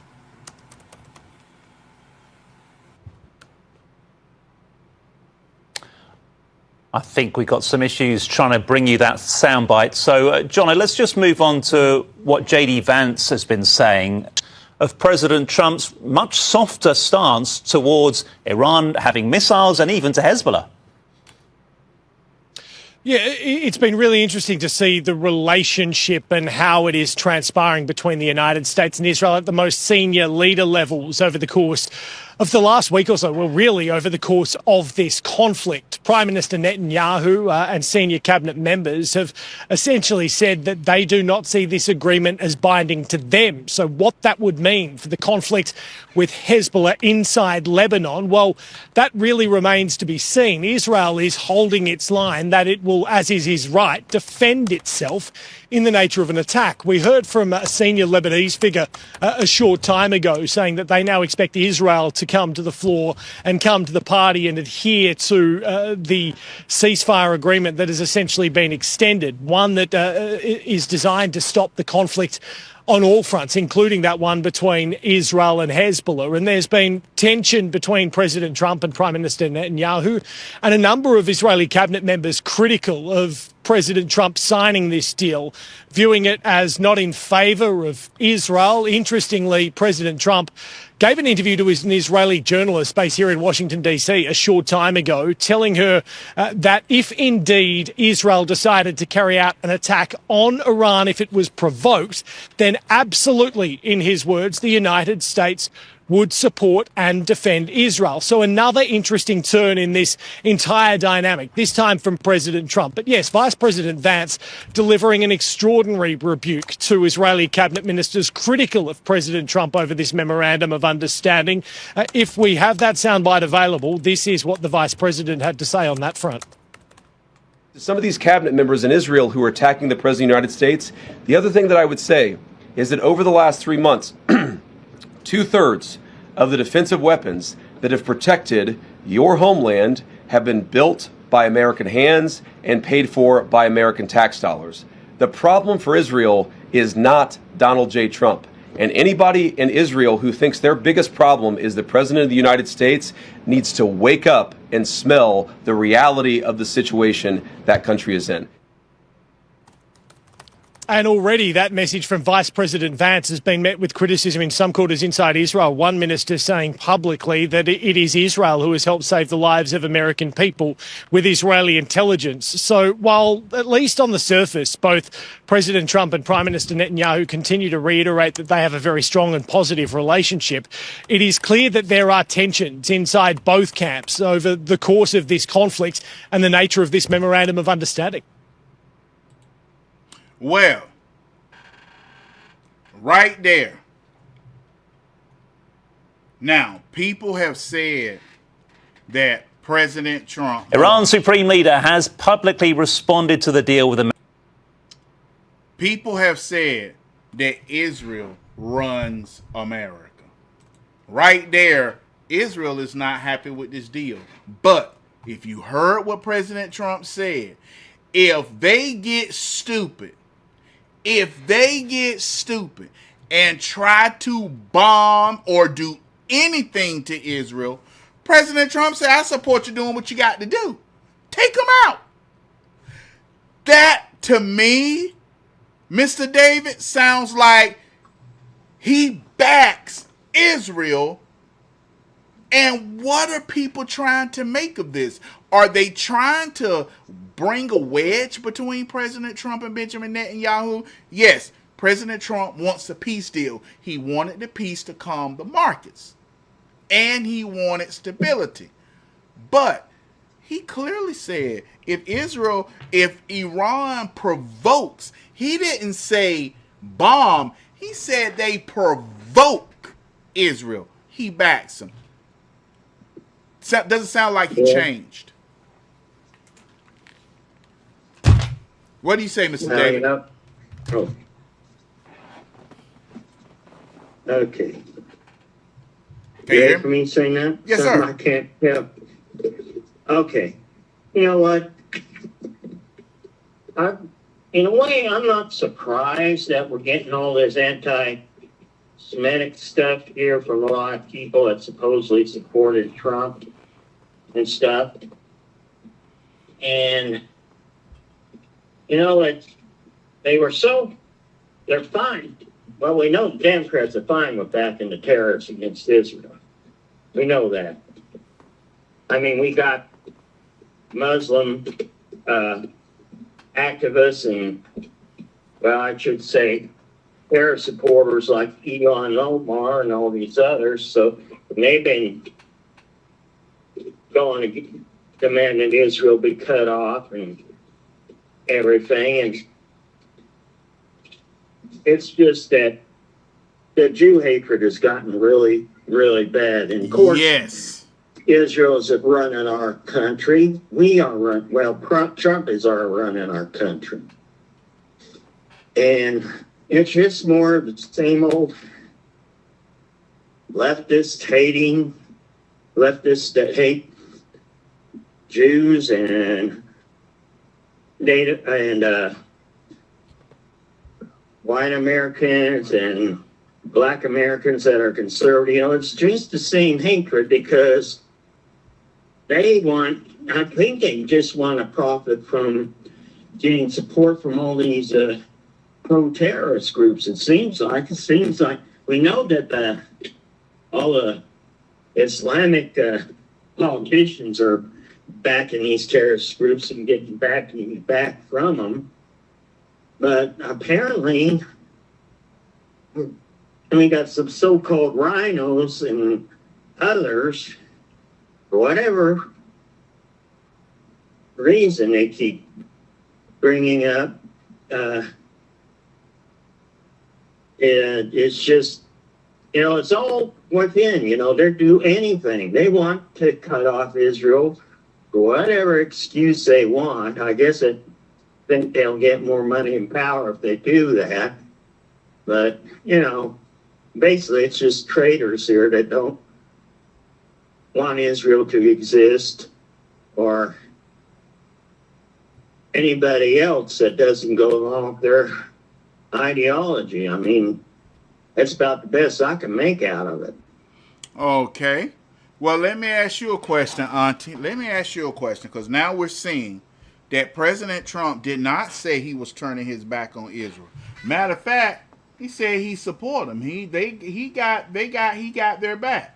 He is not turning his back on them. He support them. What do you say when you hear that and you hear him saying, I support Israel, I stand with Israel, and if Israel got to blow them out of the water, then Israel do it. What do you say, Auntie? Well, I think that Trump is just doing what he's always doing, and that's backing Israel no matter what. And I think all these people that want us to abandon them are never going to change. And there's probably, I don't know how to say it really. I think there's more people that don't want us to back Israel anymore just because it's Trump that's running our country and having the dialogue with them. And I don't think I just think it's all about Trump. I'm trying to get.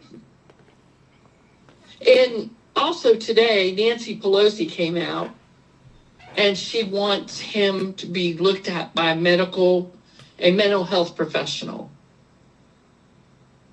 So they're not going to let up. So let me ask you, and see, here's my thing, and this is why I've said about Republicans, Shayne. This is what I said about Republicans. When Nancy Pelosi came out talking about, whoa, who dropped? David dropped again? Okay. Well, it's almost time to end because we're over. Because I got to talk about these two black kids robbing the lemonade stand in Boston. So after this, after Shayne, I'm gonna let y'all go on and go because it is 12:23. And there you go, he's back. He's back. Okay, then we could talk about the little black kids robbing the lemonade stand. That's embarrassing. But Shayne,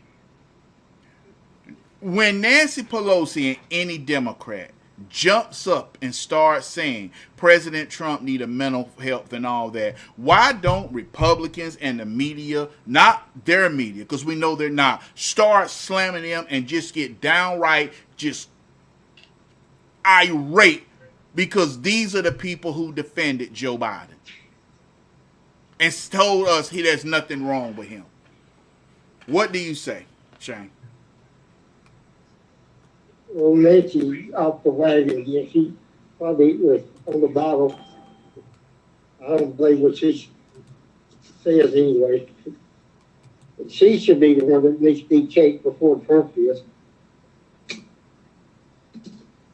Well, yeah, like I said, I'm gonna tell you something. I think when I hear them get up here talk about President. I gotta take my pills. Okay, so you got to go, Mr. David? Yeah. Okay. Well, Mr. David, thank you for coming out tonight. That's David Hessler from Utah, from YouTube. Mr. David, you have a blessed and wonderful night. You too. All right. Take care. Take care. Bye. That was David Hessler. He's gone for the night. Okay. Now, let me ask you a question. Once I hear these people criticize President Trump on Israel, say he backed down when they was criticizing him of blowing up Iran. I just don't believe a word they got to say. I don't believe the media. I can't believe the media anymore watching them knowing that they are really just rooting for Iran to win. They were really rooting for Iran to win. But now, y'all, somebody's waiting to come in. Who is this waiting to come in? Somebody's waiting. Hold on for a second. It looked like somebody was calling in. I don't know he was calling back to say he had to go take his, go do something. In Boston, Massachusetts, you know Boston is a liberal state. Boston is liberal. You had somebody go rob a lemonade stand. They went and robbed a lemonade stand. Two young black boys robbed a lemonade stand. I have said it long time ago that these liberals and their behavior are threatening people and threatening the lives of people. And this right here to me just shows it. And when people saw who it was, this is Boston and these areas are predominantly white. Okay, let's go and tell the truth. They're predominantly white. They don't have the crime like that. A major city like Boston, hardly no crime, but it is coming from one section. And to have this done to children, this is what I say, white guilt and single mama, baby mama culture. Take a look. First, on WBZ, we have new surveillance video showing two juveniles suspected of robbing a kid's lemonade stand at gunpoint in South Boston. WBZ's Tammy Mutasa joins us live in South Boston tonight. And Tammy, now the community is coming together to support these kids. Yeah, Courtney, tonight this community is still pretty outraged that these kids were robbed at gunpoint at their lemonade stand, but they don't want children in this community to live in fear. So starting tomorrow at 5:30 p.m., they're taking that corner back where this robbery happened with another lemonade stand. He walked over here, he said I might need to take the box, and he grabbed it with one hand, and then he showed us the gun, which was right here. Just one day after having a gun pulled on him and his little sister at their lemonade stand, 12-year-old David Byrne and these young entrepreneurs are going back to business at the very same spot where it happened. They're determined not to live in fear. My sister, she put her hands up, and I just said, you could have it. But after that, I just was like a little annoyed because we were 12 and 11, and you shouldn't really do that. Boy, I hate a nigga. New video shows the masked juvenile suspects who police say robbed David and his 11-year-old sister at their lemonade stand along West 9th and East Streets. Police say the suspects first said they had no money, asked about Apple Pay before snatching the kids' cash chests. We first shared their dad's outrage last night. It's outrageous that in such a good community that we can have something like this happen. I think we need some more presence around in order for this to never happen again. Now the community is rallying behind the Byrnes, taking a stand against violence. Family friends Nicole and Jonathan Roll Call are mobilizing the lower end lemonade stand to take back their streets. I'm angry. I'm angry that this happened in this community that we love. 50% of the money raised will be donated to a local gun violence prevention group. It's safe, it's fun. They literally do this every day. And this is one thing that happens. So of course it's awful, right? But we want them to know, like, we're not going to stop them playing on the streets. We're not going to stop them hanging out with the kids around. A community now coming together to turn a negative moment into a sweet lesson, one cup of lemonade at a time. This just shows awareness of like gun violence and that you shouldn't do this at this age or at all. And again, that lemonade sale will be tomorrow starting at 5:30 p.m. here on West 9th Street. Everyone is invited. Support is already coming in from all over the area. And again, police say if you recognize those juvenile suspects, please call Boston Police. Reporting live in South Boston, Tammy Mutasa, WBZ News. Tammy, thank you. Now, here you go, the ones who did it. Tonight in Southie, a community coming together to support a lemonade stand as Boston police announced an arrest after the stand was robbed at gunpoint. Everyone coming out tonight to party in the face of violence. Our Mary Saladna is live in Southie tonight with this positive spin to this. Mary. Yeah, Jen, neighbors here were determined that this scary experience should not end on a sour note, so they rallied, and in the middle of that street party came word of that arrest. High fives and smiles of relief as word spread in Southie that an arrest had been made in the armed robbery of a neighborhood lemonade stand. It's breathtaking, to tell you the truth. It's phenomenal. I'm so happy. I know my kids are happy. They're relieved. That makes me feel like more safe because I don't want them still to go around and hurt more people. I'm very grateful that they found one of the kids and I just want to say thank you. It was Wednesday afternoon around 4:45 when 11-year-old Juliet Byrne and her 12-year-old brother David were approached by two teens who asked them if they could Apple Pay for their lemonade. But then one kid allegedly flashed a gun in his waistband and made off with the cash box. Today, police arrested a 14-year-old and charged him with armed robbery and unlawful possession. Now let me ask y'all a question. It's got to be said. 14 years old and he got a gun. 14 years old and he has a gun. Will anybody ever address how African American black young men are carrying guns and getting this is why they getting shot?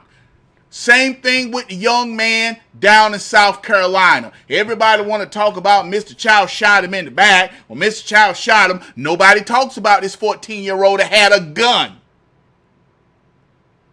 Nobody wants to talk about this. Nobody wants to say, oh, he had a gun. And you see the other guy laughing with him. Like this is funny. This is funny. Like, this is a joke. I want you to realize they think this is a joke because of the criminal justice system and the way they do crime. If it's someone black,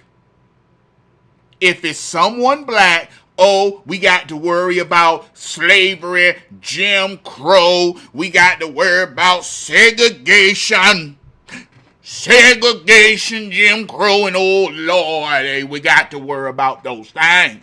Instead of pointing out there is a culture in the black community that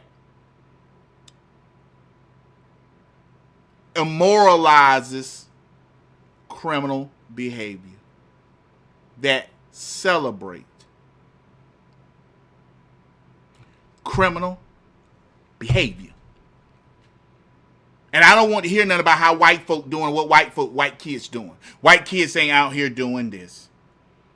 Possession of a firearm. But take a close look. Police are still looking for the other young person captured on neighborhood surveillance cameras. Just horrific and unacceptable that something like this could happen. Thank you. District Attorney Kevin Hayden, Mayor Michelle Wu, and City Councilor Ed Flynn showed up to lend their support. So did dozens of police and firefighters. What happened to my son and daughter shouldn't happen to anyone. Neighbors agreed and answered the violence with a community lemonade stand. Let's get back out there and make this a positive thing. And this is what happens. Our community rallies around each other. Stop and Shop donated 25 gallons of lemonade and $2,000 to the kids' charity of choice. Whenever I saw it, I'm like, oh my goodness, what a traumatic thing for them. But yeah, no, I'm really happy that they've turned it around this way.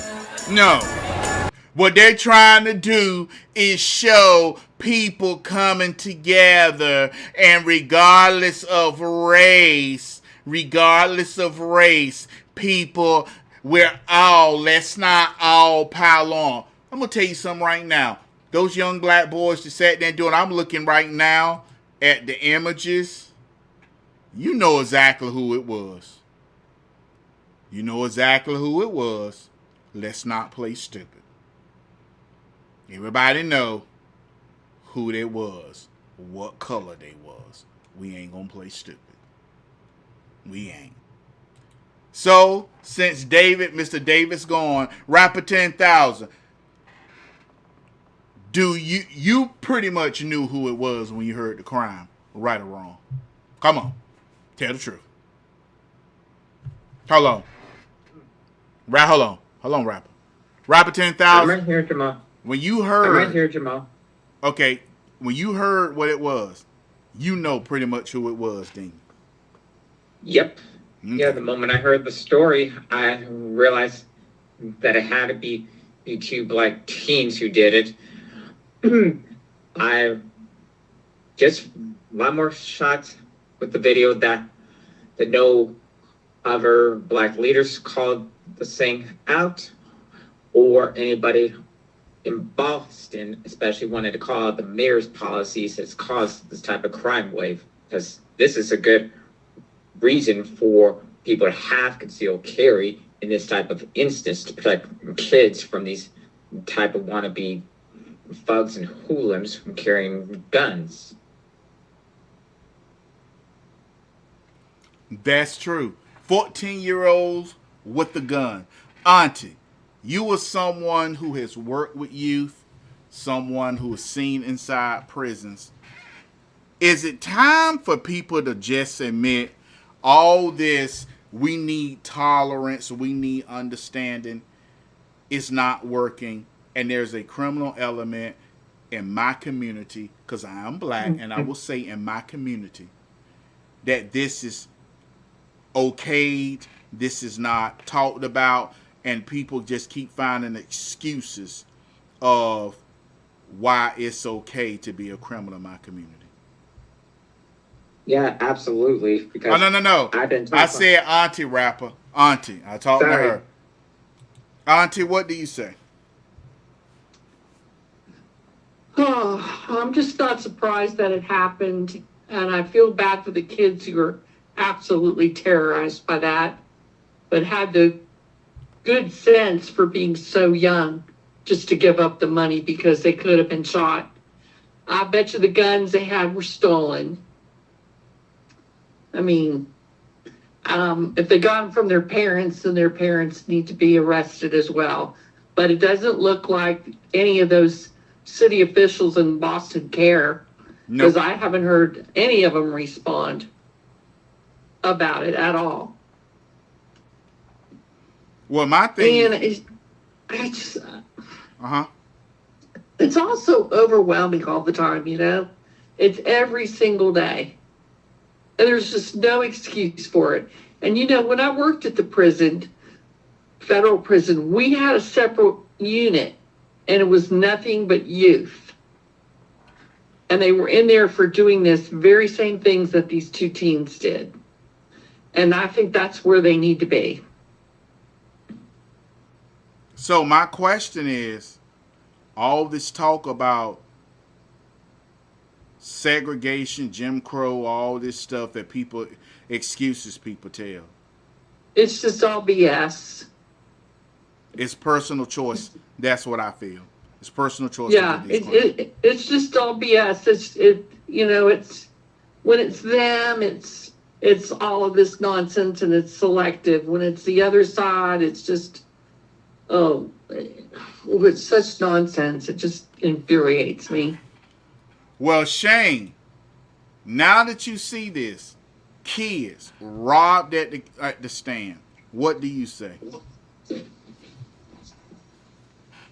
Well, teenagers need to have the behinds kid for going to the younger kids and that just for lemonade, maybe. Well, I'm gonna say this. Well, I'm gonna say this, Shayne, because this has to be said. Boston is a liberal area, and they are so liberal. They support every time you turn around. They was the ones that was pushing the George Floyd crap, and they were the ones who said Boston stands with people of color and all that stuff. And we see that is a problem. We see that is a problem. And Boston is also a sanctuary city-state. Yes.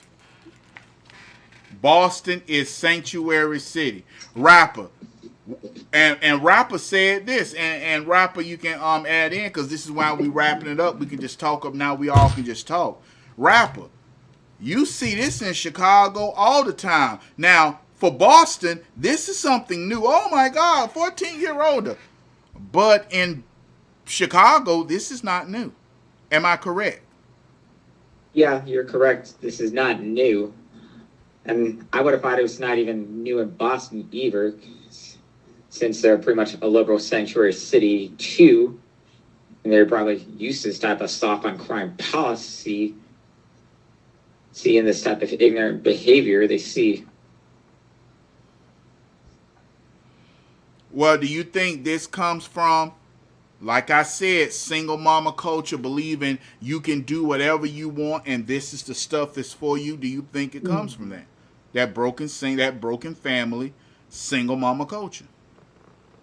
It comes from that culture. It comes from the rap and hip hop culture, and it comes from these failed Democrat policies that want to be soft and easy on black youth instead of giving them the tough love they deserve, or acting out in the first place and pretty much just being a menace to society. Yes, a pretty menace to society. I 100% agree with that. That is a pretty menace to society. That's what that is. Mm-hmm. And to me personally, they need to go back to 3-strike laws and start giving them time. 3-strike laws. That's exactly correct. Every state should have that law. 3 strikes, you're done. Mm-hmm. Because I'm sorry, if you don't need to convince. If you tell me, well, what happened if they make a mistake? They ain't making the same. When you get a felony, that's a severe. That's not a mistake. You'll screw up in life. To me, I'm sorry, 3 felonies. Just felony. No, That's something wrong. There's something wrong, and you are a threat to society. And I'll be honest, the 3-strike laws did clean up America.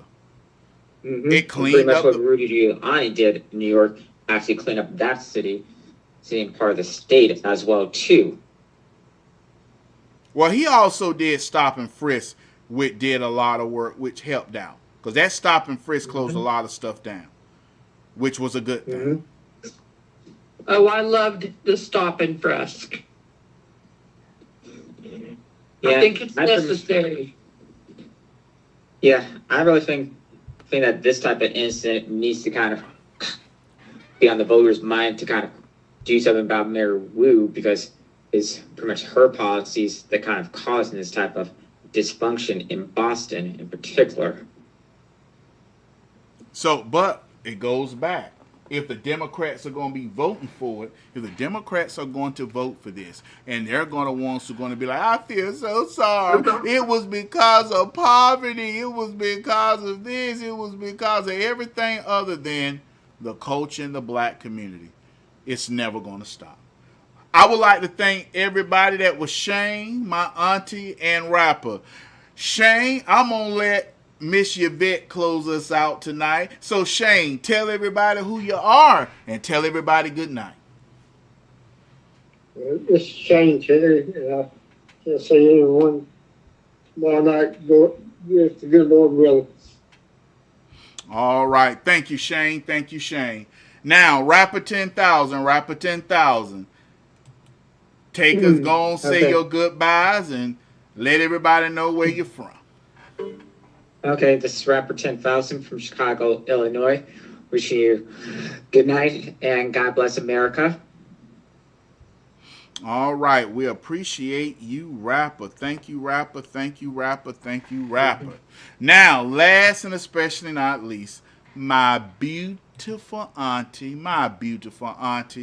Auntie, please take us out. Well, yes, this is Auntie from Arkansas, and I hope everyone has a wonderful night, and I want to wish all the dads an early happy Father's Day. Oh, thank you. Everybody, that was my beautiful auntie.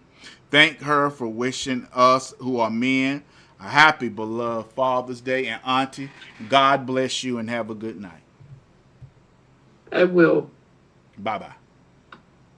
That was my beautiful auntie, Miss Yvette Spillman. That's my beautiful auntie. Good night. Miss Yvette Spillman. That's good night for everybody. We are out of it. So now I can talk about it. Let me go on switch. Yeah, and all the money raised is going to go to several youth organizations that are based here in South Boston.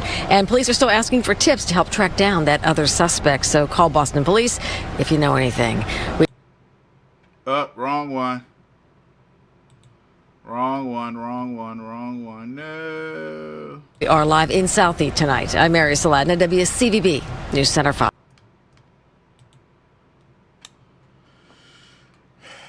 Seeing this go on is a shame. This is a shame.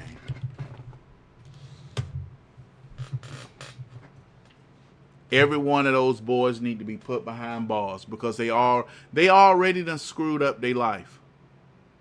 When people look at young black teens do crimes like this, people think they can save them and they just need a chance. They just made a mistake. This is not a mistake. They did it so they could get away with it, hopefully. And then they depend on white guilt to come save them. They depend on someone who understands that they had a bad upbringing and things was bad and they just need a restart. No, they need to be put in.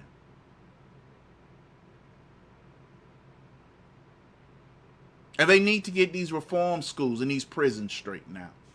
They really do need to get these prisons straightened out by, if you go to these prisons, put people in the hole. Start making inmates 1 hour a day, all exercise you get, the rest of the time you spend locked up. You can communicate with people on your hall. You know, you can, hey, what's going on, man, blah, blah, blah. But no, that's as much as you get.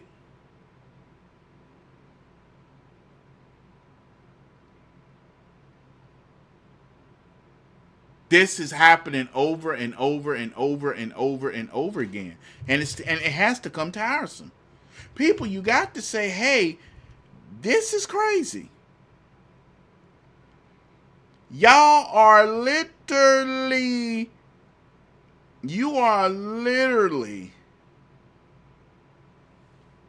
committing crimes like that's so, like it's nothing wrong. But everybody, it's time to end the poll. It is time to end this poll. End the poll now. I just want to show y'all real quick.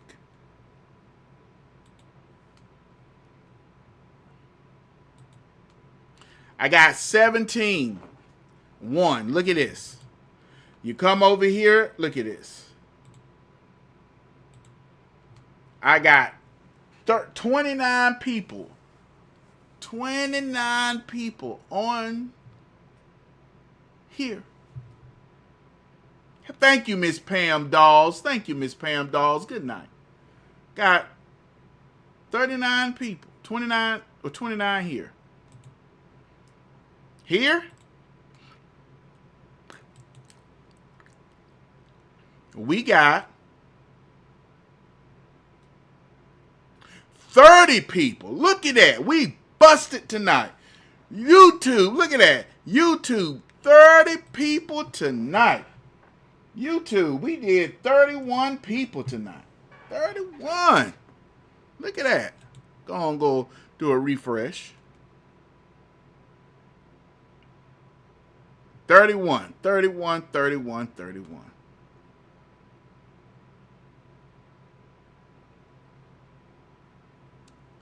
Rumble, we stuck at 18. I count that as a vote.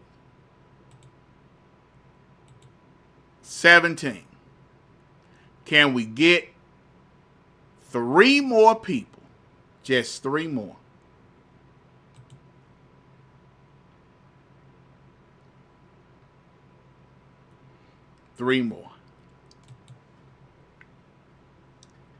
But the poll is complete. And it really turned out pretty good. 38 people said it's better than Obama's. It's better than Obama's. 32% said I wanted regime change, free Iran. Honestly, I want my gas back to $2.50. I like it. It's really good, 9%. And there you have it.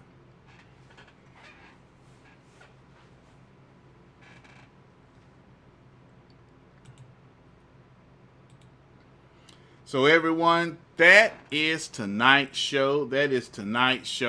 We did go over a little bit longer than what I wanted to do, but we had to cover that. I had to talk about that tonight. I really did. I did have to talk about that. Let's see how many people I got. Oh, come on, gotta get this 3 more people. 3 more people to like Rumble. If I don't get it, I'm still blessed. Tomorrow, Friday night fights. Heavenly Father, we come unto you to pray. First and foremost, I ask for forgiveness of my sin and iniquity. I ask you for forgiveness of my sin and iniquity.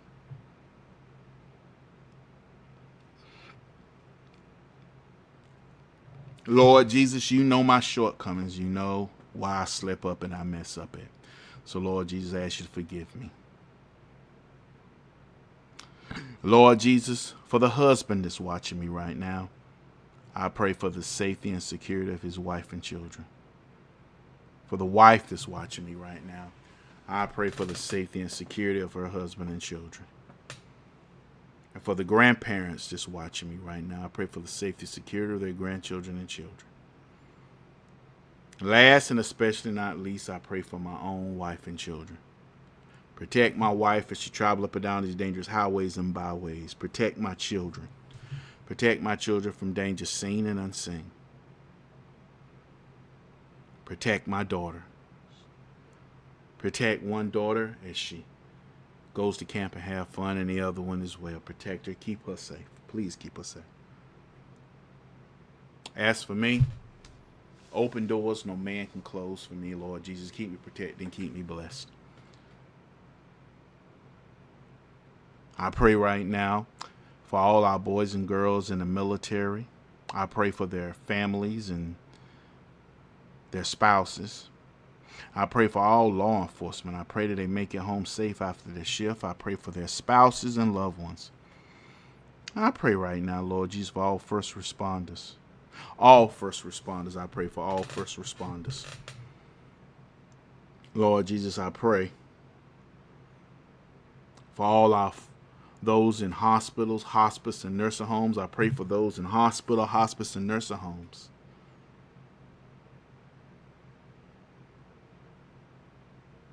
And I pray right now for the staff of the hospital, hospice, and nursing homes. I pray for all farmers, all our farmers, hog farmers, chicken farmers, produce farmers, dairy farmers, and cattle ranchers.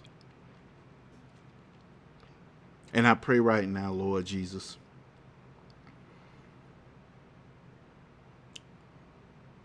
for those fishermen on the high seas. I pray right now, Lord Jesus, for those who do deliveries, DoorDash, Uber Eats, Amazon, UPS, the post office, GoGo. I pray for all deliveries, services, and delivery drivers. I pray right now for all those who are in transportation, those who take their parents to and fro where they need to go, and those who drive buses, city buses, and we pray right now for those who drive Uber and Lyft. Protect them. Keep them safe. I pray right now, Lord Jesus, for those truck drivers on the road. Pray for their truck drivers, their families, their loved ones. And I pray for train conductors and train engineers, for their loved ones, spouses, and children. For it is the precious name, my Lord and Savior, Jesus Christ. For you are truly God Almighty. I give thanks. Amen. All right, everyone. Thank you all for coming out tonight. Thank you all for coming out tonight. Thank you all for coming out tonight. I really enjoyed you. I really did. God bless you all. God bless you all.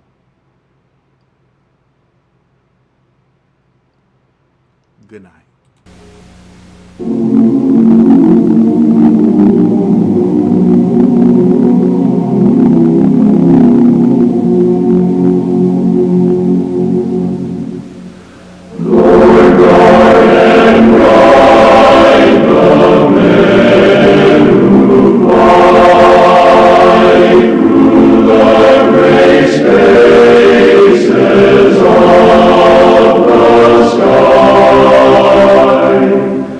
Be with them,